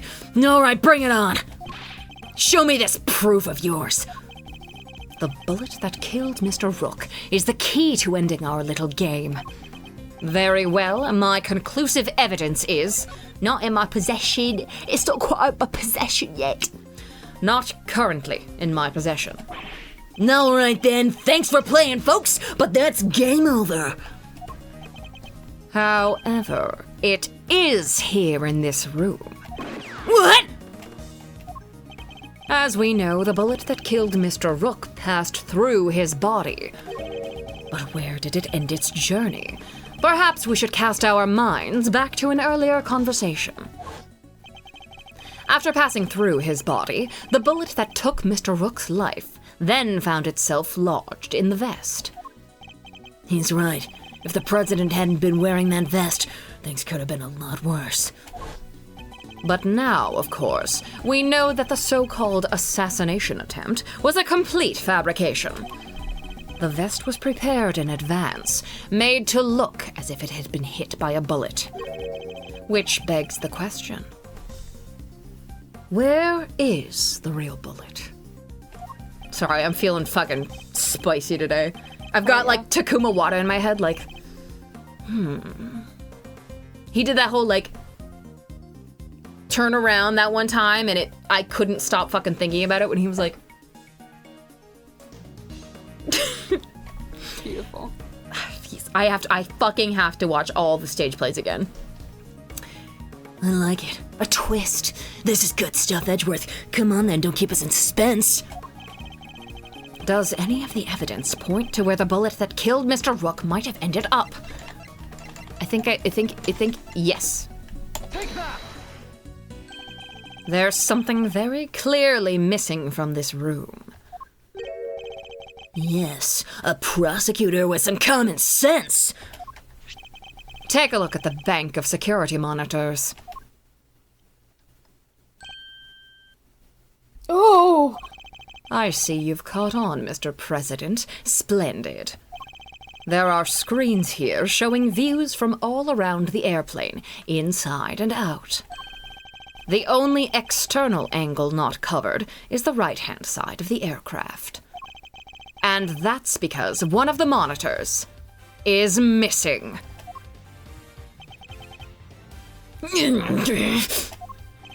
There was a monitor in that space previously, wasn't there, Mr. President? There was. I have no idea what my plushie is doing there now, though. It appears to be someone's vain attempt to hide what is obviously lacking. But where did it go? And why? The why is easy enough to answer, because it was struck by a bullet. For if we were to believe that the bullet in the vest was the real deal, then anything that hinted at the existence of another bullet had to be removed. So, where did the missing monitor go? Where, indeed? I believe that it must be hidden somewhere on this plane. After all, there wouldn't have been time to dispose of it outside the aircraft. Oh, was it? Yeah. Sanam, Freshwater Pirate. Was it Freshwater Pirate? Because Freshwater Pirate does some crazy art of them. Detective Gumshoe, conduct a search if you would. Right away, sir! Mr. President, extraterritoriality, remember? I have no objection to the search. Please, go ahead. If it will help us discover the truth behind what happened to Rook, I will not stand in your way. What are you? I don't believe this! Rook this, Rook that! Don't you ever think about anybody else? The search has been authorized, Detective, if you wouldn't mind. Sir, I found the monitor. Excellent work. Now go ahead and extract the bullet. Let's see. If I put my hand in here and just... Come on, come on, come on! Got it! He pulls his hand out and is like fucking bloody as hell. 'Cause that I was just tiny thinking hole. that. There's like that fucking tiny hole in it. Dude, what are you doing? Well, would you look at that? Blood. This is the bullet that killed Mr. Rook. There's no doubt about it. Yeah, he's like this because of static. Car drives by. And there you have it, Mr. Knight. The single piece of evidence you requested, straight through your heart. Shut up. Don't do that ever again. Fucking stupid. So I was talking to myself. Can you type the... Oh, sorry. Fresh... Oopsies. I was not... Okay, sorry. It is freshwater pirate. There we go. Their name on Tumblr is Ham to Ham Combat. Okay, yeah. Freshwater Pirate is their name on Twitter. Even you must now admit, if this bullet didn't come from the spectator area gun, then Miss Lloyd cannot be Mr. Rook's killer. What? No pithy comeback? Detective, have forensics analyze the bullet for striations and compare them to the gun we found. Yes, sir! We'll get the evidence you need. You can count on it.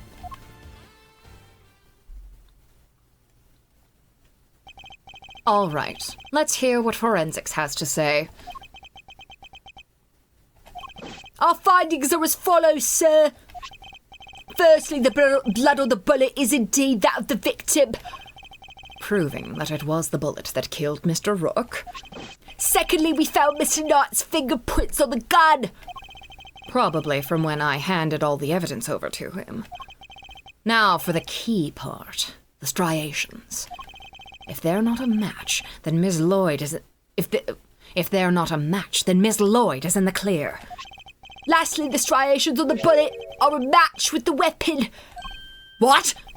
But how could that be? No way! Oh, come on! There's no doubt about it, sir. This is the gun that fired the bullet.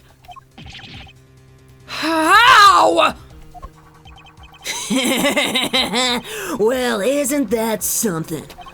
Conclusive proof that I was right. Oh, that was fun. What's the matter? You didn't think you had me backed into a corner, did you? Guess you misread the board. 'Cause the only one backed into a corner here is you.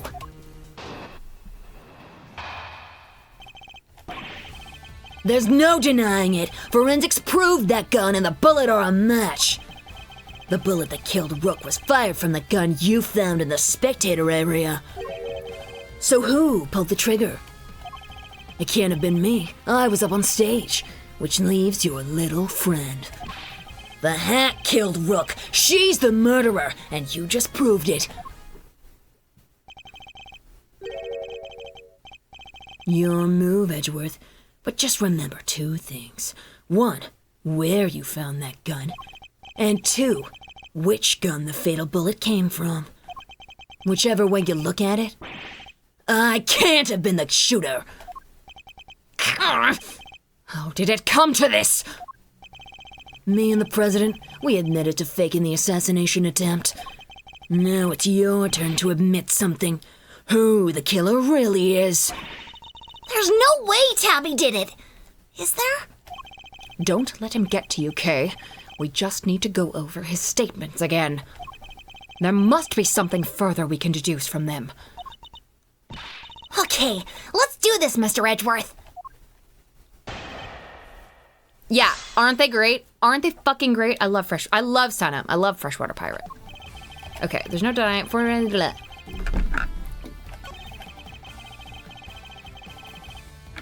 Okay.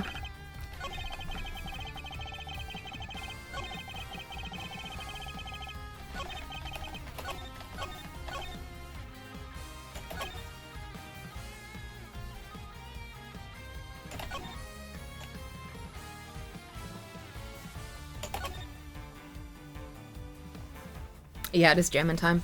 Hold it! What proof is there that Miss Lloyd fired that gun? What proof? How about the forensics you ordered? They didn't find her prints, though, did they? Yeah, the only prints they found were yours, pal. Objection! From when I confiscated the evidence, probably. Anyway, say it wasn't Miss Journalist. Who was it? Because it can't have been me. Your own investigation put the shooter in the spectator area, didn't it? Ugh.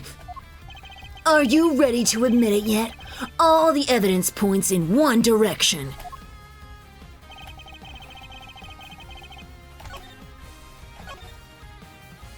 Hold it! Yes. Who indeed? Still can't bring yourself to admit the truth, huh? I get it. I was in your shoes just a few minutes ago. Burned me up on the inside, you know. Made me really want to shoot someone.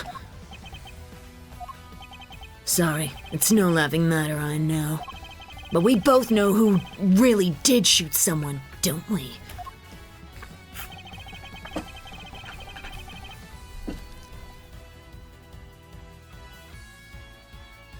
Did I press this? Hold it! Oh, no, okay. I did. Objection!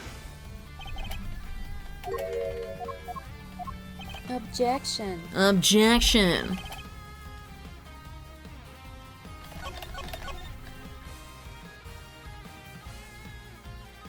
Is this one of those ones where I have to press all of them? Mr. Knight. No, you hold it. You were the one who proved this. Or are you saying the forensics was wrong? The bullet had the victim's blood on it, which means it must be the one that took his life. And it does seem to have been fired from the gun we found in the trash can. Don't you just love this? Your face, Edgeworth, what a picture. God, of a man in dire straits, yes! Well spotted, you. Let's just agree that the facts are what they are and move on. That gun fired the fatal bullet. Oh, wait. I was up on stage, but the bullet's in the TV. Hold on. Found it inside a security monitor. Objection! Well, fuck you! It's inside a security monitor! No, you're right. How? I don't understand. You weren't up on stage when it was fired into the security monitor! There is an obvious flaw in your testimony. You're right, and it's my greatest flaw of all. Perfection! My testimony's so airtight you couldn't find a contradiction in a million years! So why don't you try again, Edgeworth? The pressure's clearly getting to you. Ugh, there's nothing I can say to that. I'll just have to go over the evidence and his testimony one more time. Okay. What the fuck is the evidence?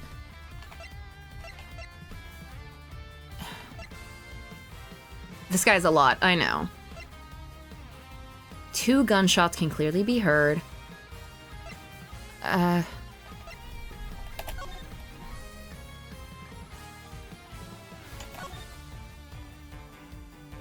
The meeting is scheduled for just after the speech. Bang bang.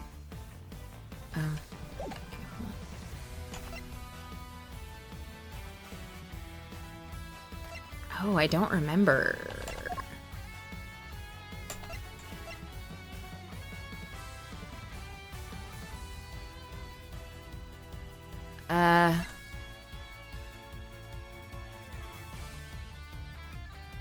But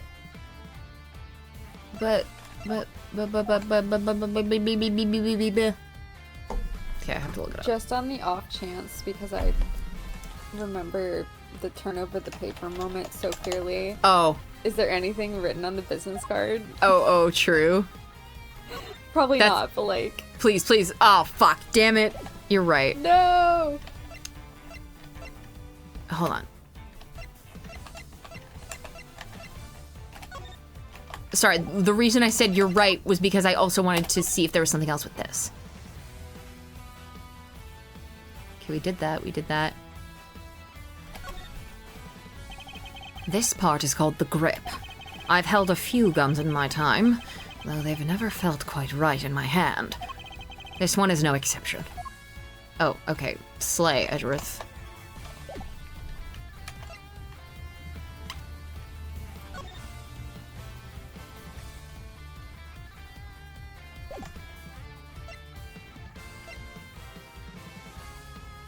Okay, you know what?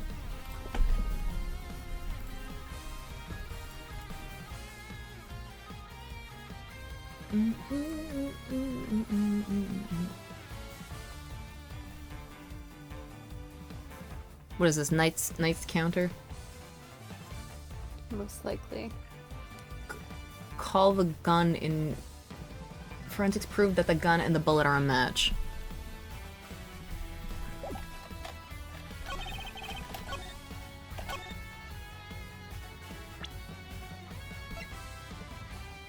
Well, that's...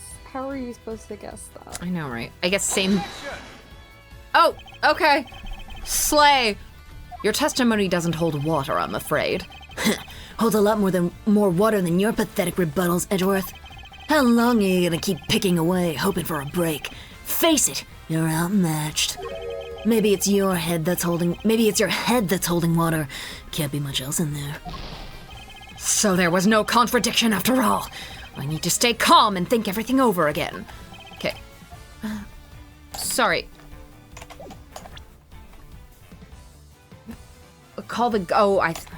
It says call the gun into question. I think it just means... No, that's... Objection. What was it you said? That forensics would back you up? How does it feel to be shot in the chest by your own conclusive proof, huh? Not so good, I imagine. The bullet and the gun are a match, Mr. Edgeworth. That kinda has to mean that Tabby pulled the trigger, no? Even so, I simply cannot accept that. But, sir, there's no denying the evidence. There isn't. So what am I missing? If I assume Miss Lloyd to be innocent, then the gun and the bullet shouldn't be a match. What is it, Kay? I was just thinking, if the evidence points to something that doesn't seem possible, then maybe there's something wrong with it. You're asking me to call the evidence into question. Well, there's no way Tabby did this, right? So if the evidence says that she did, then the problem must lie there. You seem very sure about this. Call it my great thief's intuition. Intuition. Huh. Still, she could be right. I simply don't believe Miss Lloyd to be a malicious liar, which means... As someone who believes the evidence is As someone who believes that evidence is everything in court, the irony is not lost on me. But if I were to call a piece of evidence into question, it would have to be... If something untoward is going on here, it would have to involve the weapon, not the bullet. Evidence is everything in court. After all, we only just recovered the bullet a little while ago. You can see his ghost. Furthermore, we know that Mr. Knight had an opportunity to handle the gun. Now hand over the evidence. Oh, sorry. Yeah. Now hand over the evidence you have gathered and remove yourselves from this plane. I'd do as he says if I were you, Edgeworth. This can't really be the end of the line, can it? Indeed, he had ample opportunity. There's no doubt that this gun is the weapon that was used in the crime. Which means it must belong to... Take that. The gun belongs to Mr. Knight! He switched them around. That has to be it.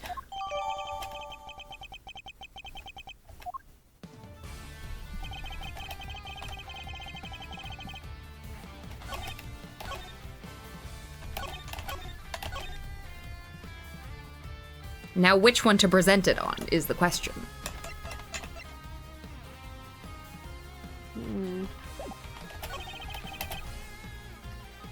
I think it's probably this. It has the more direct wording. Objection! There we go. Admit it. You switched the guns, didn't you, Mr. Knight? That's why the markings match the weapon in question. It was yours all along! An intriguing move there, Edgeworth. And? You must have made the switch when I handed over the evidence. While I was busy trying to make the case for remaining on the investigation, you took the laser sight from the gun we found in the trash can and put it on your own. Then, not long afterwards, you handed that gun back to me instead of the one we found. I did, huh? You think I somehow knew you'd find, let alone run forensics on that bullet sometime in the future? Is that so strange? You're a chess player after all, a man well used to thinking several moves ahead. Oh, is it Malatiamat or Maletiamat? Maletiamat? Malichimanat. Welcome. Hi. Thank you. Thank you for hanging out. Thank you for coming. I'm flattered, but as much as it pains me to admit it, you're overestimating my abilities. Besides, do you even have proof that I made the switch? The gun is the same model as mine. Weird, sure, but it's just a coincidence. And look, there's a laser sight attached. Also, take a look in the cylinder. 2 spent bullets. Just what we'd expect to see. So what proof do you have that I switched the original gun out for mine, huh? None. That's what. You say I'm overestimating your abilities. You surprise me. What can I say? I'm a modest guy. More modest than you, that's for sure. Everywhere except at the chessboard, that is. Well, I don't see a chessboard here, do you? Meltiugmat. Okay. Ugh? Ugh? Meltiugmat? Where's the G? Meltiamat. Meltiamat. Meltiamat. Meltiugmat? I'm thinking too much about this. Shame. Still, guess that gives you a nice excuse. I didn't mess it up, I just didn't have the right evidence. I don't think I'll be the one making excuses. Rather, I didn't mess up. They just got lucky with the evidence. Will be your excuse, I'd imagine. All right. I know Edgeworth would have done numbers in Conclave. In Conclave? The movie. Have you seen it? Oh, is that the one about the Vatican? Yeah. Yeah. There's a laser set. Oh, I've played all the games, but I haven't played the this is the first time I'm playing the new translation for this. So I'm going in blind to what the new names are. The translated names. So those I don't want to be told what they are, but the plot of this game, I know the plot of this game intimately.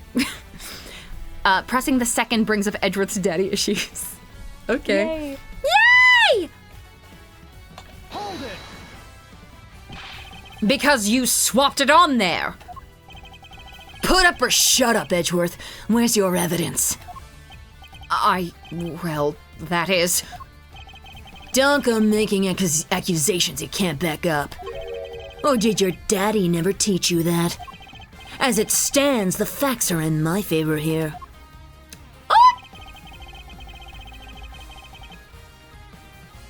No, his daddy did not teach him that. Shut up. Oh, you were spoiled for the main culprit? Well, it happens, unfortunately.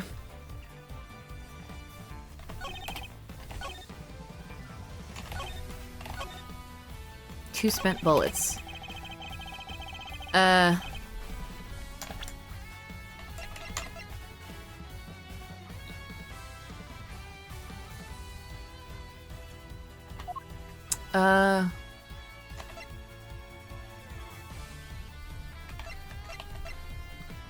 bullet passed clean through his body.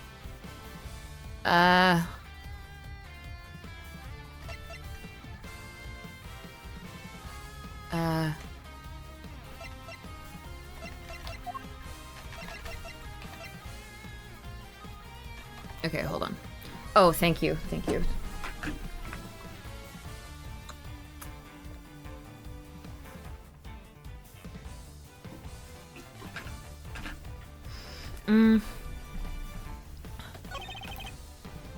Two spent bullets, just what we'd expect to see. But there were 3...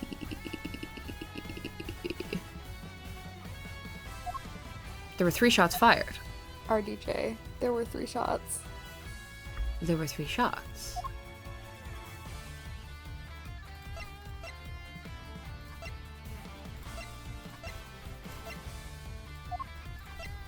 Two gunshots, but I'm so...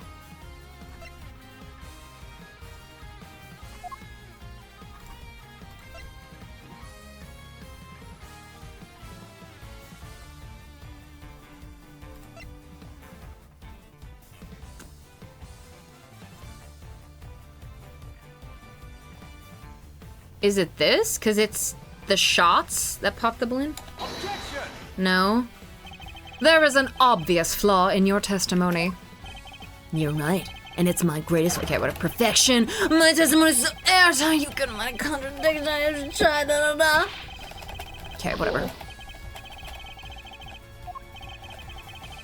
Yeah. Whatever. All right, let's press a little bit.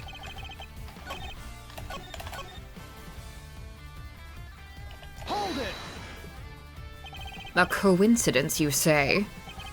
Or was it a necessity? It can't be both, pal. Sure it can. We bodyguards need to protect the president. And the girl needed to use a gun, but she probably doesn't know a whole lot about them. It's not so far-fetched for her to pick something she's heard of that we also happen to use. Okay, but why a revolver? Why is that your go-to gun? It's probably something to do with its ease of use. No spent casings to chase down, for example. Exactly. The perfect tool for a job where you can't afford to fail, or don't know what you're doing. Still, a coincidence necessity. A coincidence, necessity, it doesn't make a whole lot of difference either way. Hold it! I've been meaning to ask actually. What about your own weapon? How many spent bullets are in its cylinder? This old girl here? Well, now.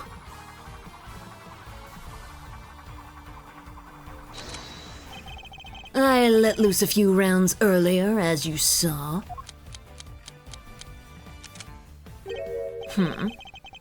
He reloads his gun every time he fires it? But even if I were to tell you how many times there were at the... Oh my goodness. But even if I were to tell you how many there were at the time, you would have no way of verifying that. Of course! In order to swap the guns properly, he'd have to maintain the right number of bullets per gun! He didn't have the chance to put on any gloves, though, which means... All right, I think it's about time you did the right thing and resigned, don't you? Game's all but done, see?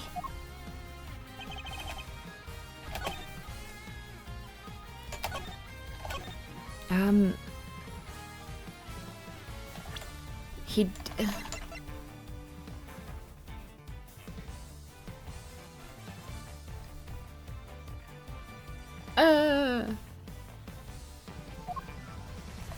Now I'm...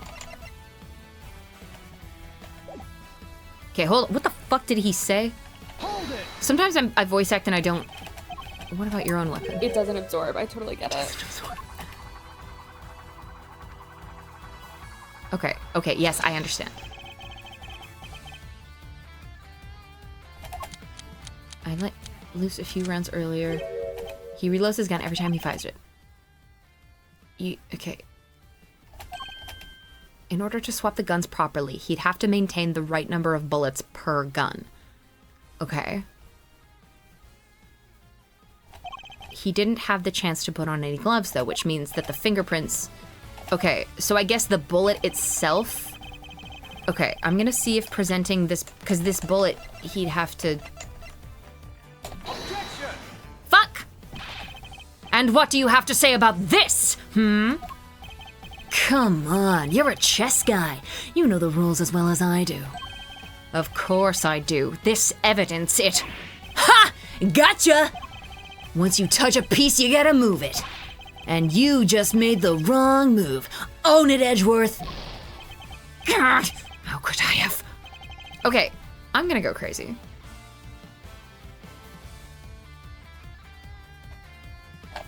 Is it the gun itself? Because there would be his fingerprints on... I'm so sorry, I have no idea.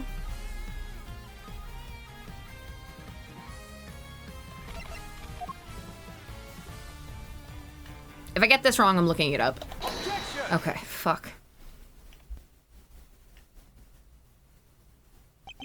I have your proof. Right here. That's your proof? I think you've been working too hard, Edgeworth. Not the gun itself. The evidence it carries. Fingerprints of the gun! This is so true! Evidence that will prove, once and for all, that it does, in fact, belong to you. I'm looking forward to this. Go ahead, make your move. Dun, dun, dun, dun. What's about to come into play? The rook? The bishop? Not a pawn, surely. The evidence the gun will provide takes the form of... Trick question. Fingerprints. Fingerprints. Namely, your fingerprints, Mr. Knight. Objection!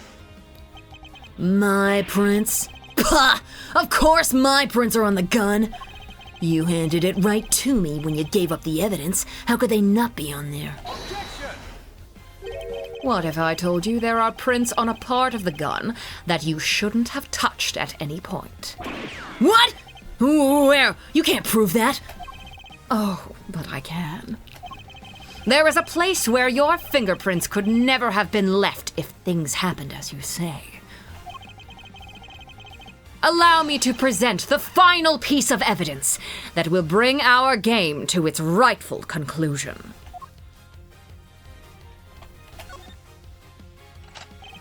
Here, look closely at the cylinder, Detective. 2 bullets fired, but where are the prints we're looking for, sir?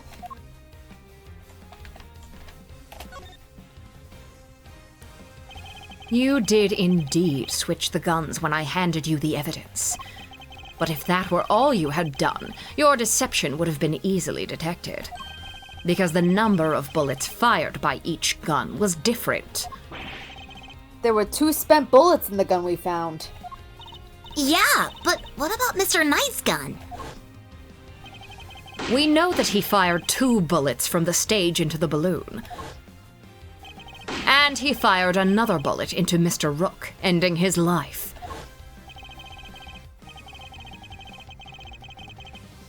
So, 3 bullets in total, plus the few odd ones he let loose in shock during our little game. And after each shot, he reloaded his gun out of habit. With his bare hands, of course. Officer, where exactly were Mr. Knight's fingerprints found? The ones you mentioned in your report. Sir, they were found on the exterior of the weapon, but also on the bullets themselves. I'm not sure they could have gotten there just from me handing you the evidence, Mr. Knight. That's... And there we have it. Proof that you did indeed switch the guns. This gun, the one which fired the bullet that killed Mr. Rook. is yours. And in taking his life, you are the true assassin. I didn't. Checkmate. No!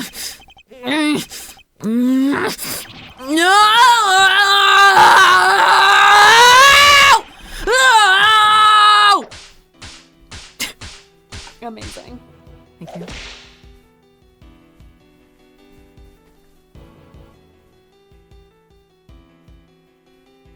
Lady Gaga show-stopping. I was gonna be the new chief of security! That blasted Rook! If it hadn't been for him, I would have been in charge by now! I would have been in control of the whole team! My plan was perfect. The fake assassination was supposed to be flawless! Kay's just looking at this like, the thinker.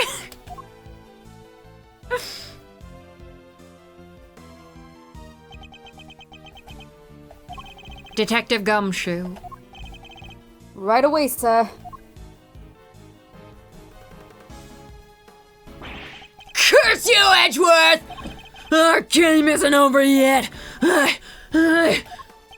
I'm afraid this is as far as we go for today. I'm imagining Knight do all the crazy Italian hand motions Tony did while voice acting that. I was supposed to be the one in charge! Me! Thought I lost my earring again.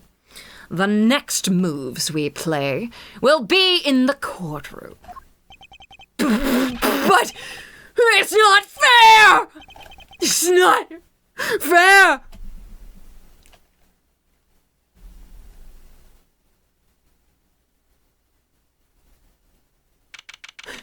What do you mean? It's not fair! If you watch soccer, like people are familiar with this one right here, but if you watch soccer or football, as the Europeans call it, you'll see a lot of this one, like, you know, when they're begging the ref to call something, like, oh, no. That one's funny. March 5th, 25th at 5:12 p.m. Gold Lake Lakeside Stage. Yeah, I know it's football, I know. I was raised in Canada, okay, but I know it's football.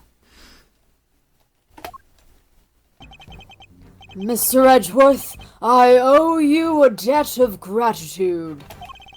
You exposed a murderer within the ranks of my own personal guard. I will not soon forget that. He's suddenly very presidential again, now that we're back outside the plane. I saw it, you know, when I first proposed the fake assassination to him. You want me to handle it? Not Rook? Rook refused. But I can rely on you, can't I? Of course, sir. You can count on me. I'll put together a plan that can't possibly fail. And he'll play his part like the pawn he is. The hatred in his eyes was plain to see. He despised poor Rook. I was not entirely comfortable about moving forward with Knight in charge of our little deception. And looking back, I think he sensed my discomfort. I can't help thinking I played a part in his decision to end Rook's life. Mr. President, none of this would have happened if you hadn't plotted to fake an attempt on your life. That was your crime. And it is a crime you will have to live with. You are right. I can only apologize for the part I played. And I will no doubt be made to pay for my actions in one way or another. But I thank you nonetheless. You solved the riddle of Rook's demise, and for that I shall be eternally grateful. I will be here in your country for a little while longer yet. But when I have returned home, perhaps you will visit us in Zhengfa. You will always be welcome.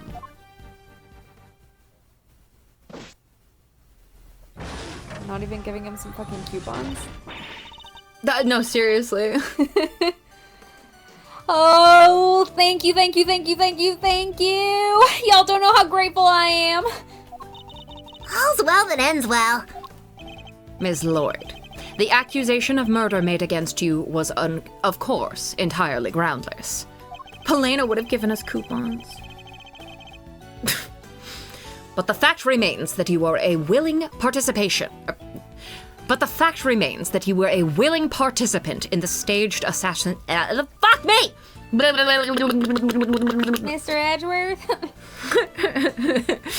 I'm Y'all didn't fine. Kay is just doing that. She's like, get it together, Mr. Edgeworth!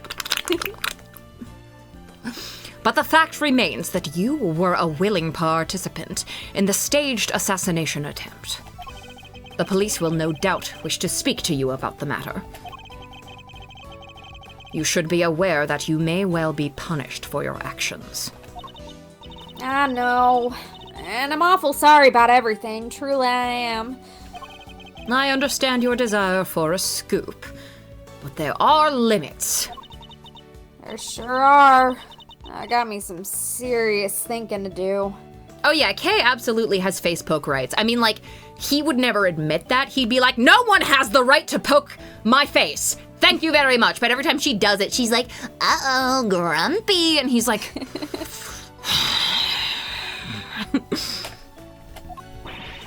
did it, Mr. Edgeworth! That was something else.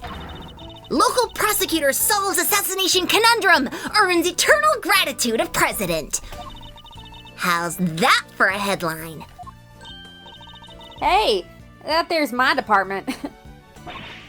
Mr. Prosecutor, how does it feel to solve such an important case? You must be over the moon. She certainly doesn't stay down for long. No comment.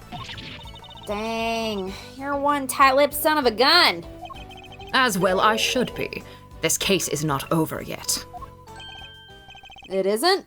How come, sir? Because until we unravel the story behind this, the case will never be completely over. Hi. Take that! Oh my gosh, hi Parker, welcome! We're just at the end of the case. Thank you for the raid, Parker. Welcome everyone. What were you guys playing? The killer's calling card. The killer. The killer. Mr. DeKiller... The killer. Kay, stop it! Mr. DeKiller has yet to complete his assignment. The killer. Stop. You mean he might still try to murder the president? Oh, you were doing art. I see. Nice, nice, nice. Oh, hi, Abby. When'd you get here? I hope I'm wrong. But if I'm not, this could all blow up into something more sinister yet.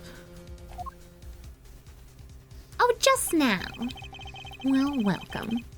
As one would expect with the attempted assassination of a president. The case was all over the news. And my preparations for Mr. Knight's trial were constantly interrupted by requests from the press. There wasn't a person in the land who didn't know about the case. Everybody was talking about it. Who says the land? There wasn't a person in all the land. In the fucking land? In the land? In the land? But in the midst of the frenzy that followed, nobody noticed that this was only the first move in a game far bigger than any of us could have imagined. Bro's a bard, yeah. Yay! Yay. We have 15 minutes left. Let's do a little bit more. Let's fucking go. Let's fucking go!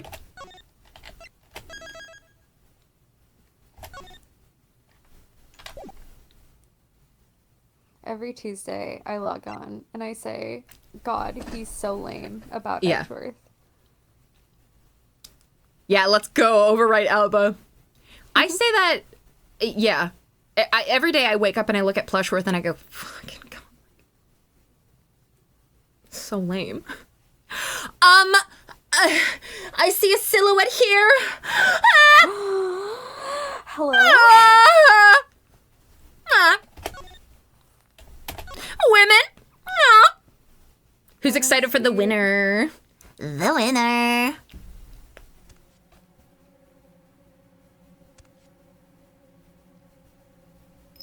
I love Dogen. Oh, I wonder what his name's gonna be. Oh, fuck.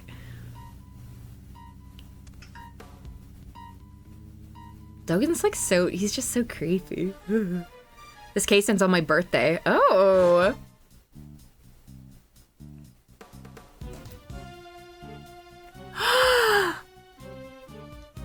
Oh, Dios mío.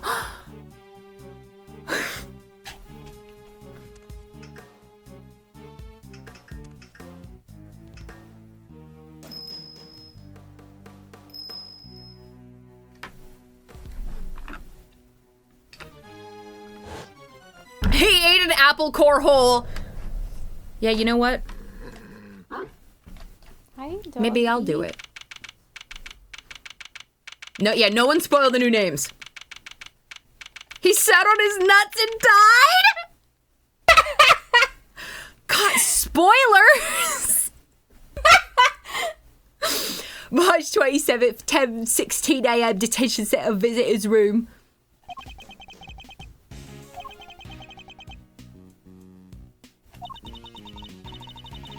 Still no sign of them, huh? Yeah. How long do they intend to keep us waiting? Now, Mr. Edgeworth. I'm sure the guard will bring him any second now. The killing of Bastion Rook. It's been 2 days since the incident at the park, and today we're paying a visit to the Fuck. And today we're paying a visit to the Ah! It's okay, you can do it. It's been 2 days since the incident at the park, and today we're paying a visit to the detention center. Our aim, of course, is to interview Bronco Knight, who has been charged with the murder. His trial is due to start tomorrow, and I am to be the prosecutor behind the bench. What's taking so long? You there! What's going on? I don't know, sir. I'll go check. We've got a situation. It's not. He's been killed. What? Killed? In the detention center? Come on, Mr. Edgeworth! What are you waiting for? Right. Guard, take us to the scene of the crime at once. Yes, sir. He sat on his nuts, Mr. Edgeworth. So it didn't happen in the holding cells? But surely that was where he was being held. What's the hold up? The crime scene's this way. Where are you taking us? Doesn't this door lead to... The prison proper, yes. You mean those other cells aren't part of the prison? Not exactly, no. Those are the detention center's holding cells. That's where defendants are kept while they're awaiting trial. The area beyond this door serves a rather different purpose. Yeah, it's where the people who are convicted serve out that time. I supposed you could say. It's the last place a great thief should ever want to be. Why in the past tense, sir? I don't know. I'm not quite sure myself. I've unlocked it, sir. Please follow me. They turned him into glue. No!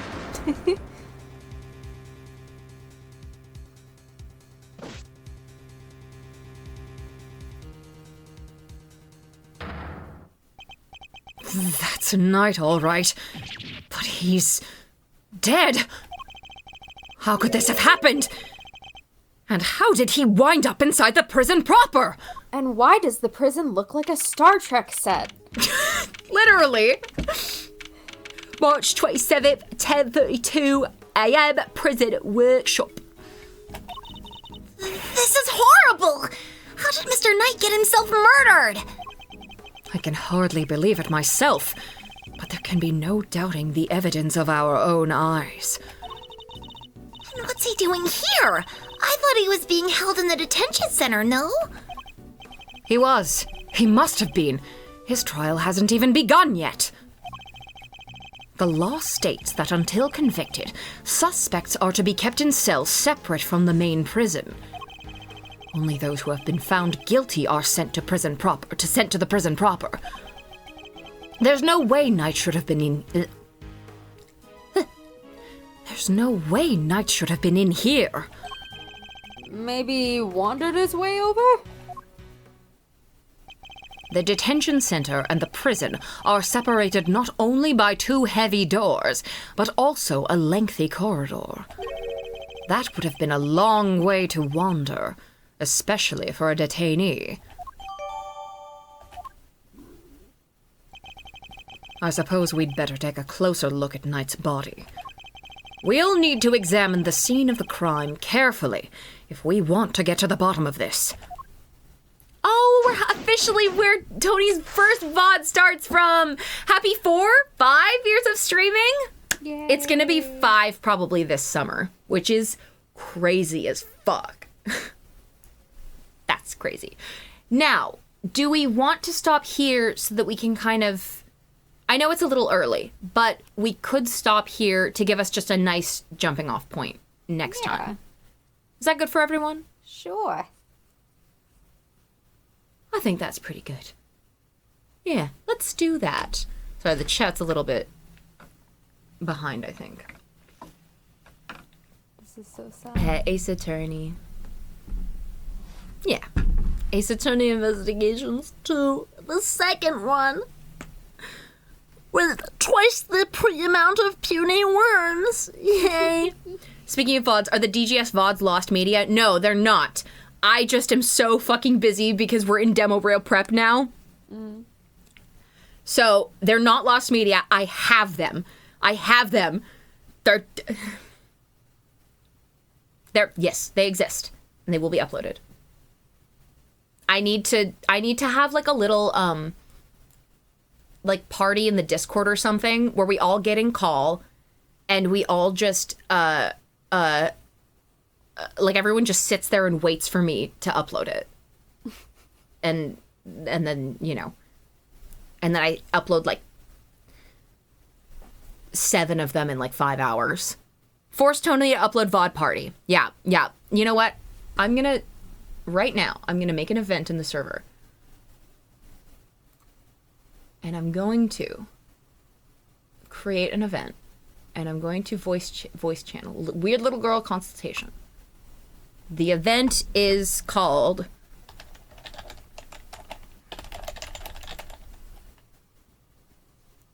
Yeah, no. We could have a stage play party, but that would distract me, yes.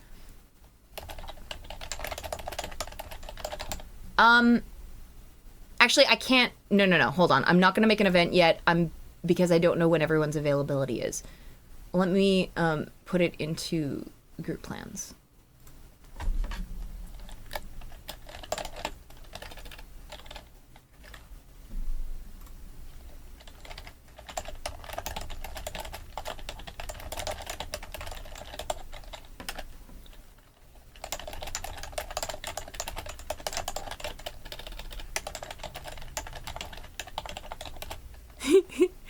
Thank you. I'm glad you enjoyed DGS 2. That was something else. It even has me getting high and like Beautiful. Accidentally like just saying something that was completely endgame and then but like I was so high that I didn't realize I was just kind of making a joke. And then later everyone was like, everyone freaked out.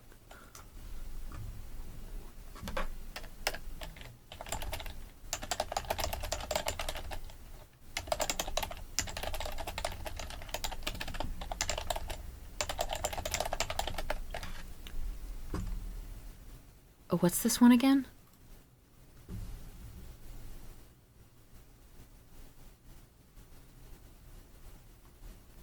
I always the fucking clips don't work anymore. 3 years ago? Fuck. Sorry, yeah, that's I went to Staples for you.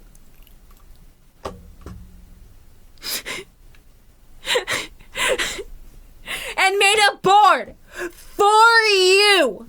And you going... What are we doing here?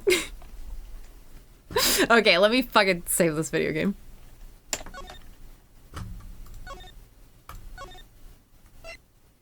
Let's save it over the Alba one. Yay. There we go. It gets stuck in my head all the time. Same cadence as she came down in a bubble, dog. That actually is. Oh my god, that's really funny. Gosh, that DGS was super fun. I was going insane because I was on my most stressful board contract I'd ever had. And it kind of broke me, but I think it kind of heightened the experience, you know? Being kind of delirious the whole time, staying up till like 7 a.m. and then coming in being like, wait a minute, I think this is happening, and then it just being completely irrelevant. The crest on his armband. Shut up. Yeah, I was also at my most vulnerable. Yes, I also was. Yeah. DGS is not for sane people. Losing it at Redacted ASMR? What was that? Redacted ASMR. Was that from DGS?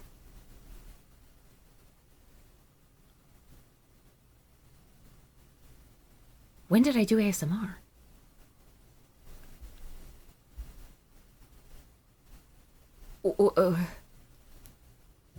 Yeah.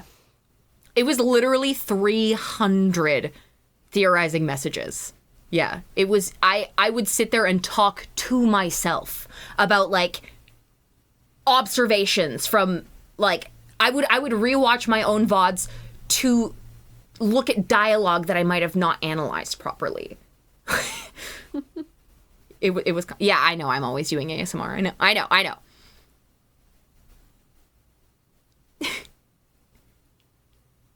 I had the clip looping in the background and didn't realize it was. Oh, I see. No, it's not playing on stream. Yes, you did, Grace. Yes, you did. And he is still in the server. And I still talk to him because I need him.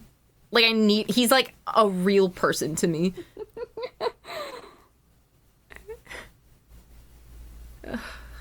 Well. Yeah. Sogibot, my beloved. He's literally in my house. I have that cardboard cut out of him that Jet got for me. Yeah. So yes, DGS VODs will be uploaded. He did make me get a new phone and glasses. He did. Because I kept talking about how, like, my one eye has astigmatism, and so it was kind of like fucking with my depth perception, and I was like, oh, I need to go get glasses, but I don't know, whatever, like, da. And then Brad messaged Grace and was like, can you make her get glasses? And Grace was like, oh yeah, yeah, cool. Oh yeah, Tony, I put in a new command for a Sogibot. You should try like /reminder. And then I did, and I was like, oh my gosh, what is it? And then it was reminder, Tony, book your optometry appointment. And then I was like, up on you. I know, and then I did, and I got glasses. Like it's the fact that it worked. It was so funny, yes. Yeah, I'm gonna go get a snack and pee. Yay. Should have gotten a monocle. Well, we all have regrets. You should literally make him say, upload your DGS VODs. You actually should. It would work. And Anyway, yes, thank you guys for coming. Thank you for coming, hanging out. It's always so much fun. Thank you for letting me really get into Knight's weird energy there. It was quite fun for me. I will see you all next week. I had so much fun, and I always have so much fun hanging out with you guys. And thank you, Grace, once again for coming hanging out with me. Yeah, and I will see you guys next week, same time, same place. Okay? Same time, same place, new case. Oh, that was fun. Bars. Okay, bye. See you guys. Bye.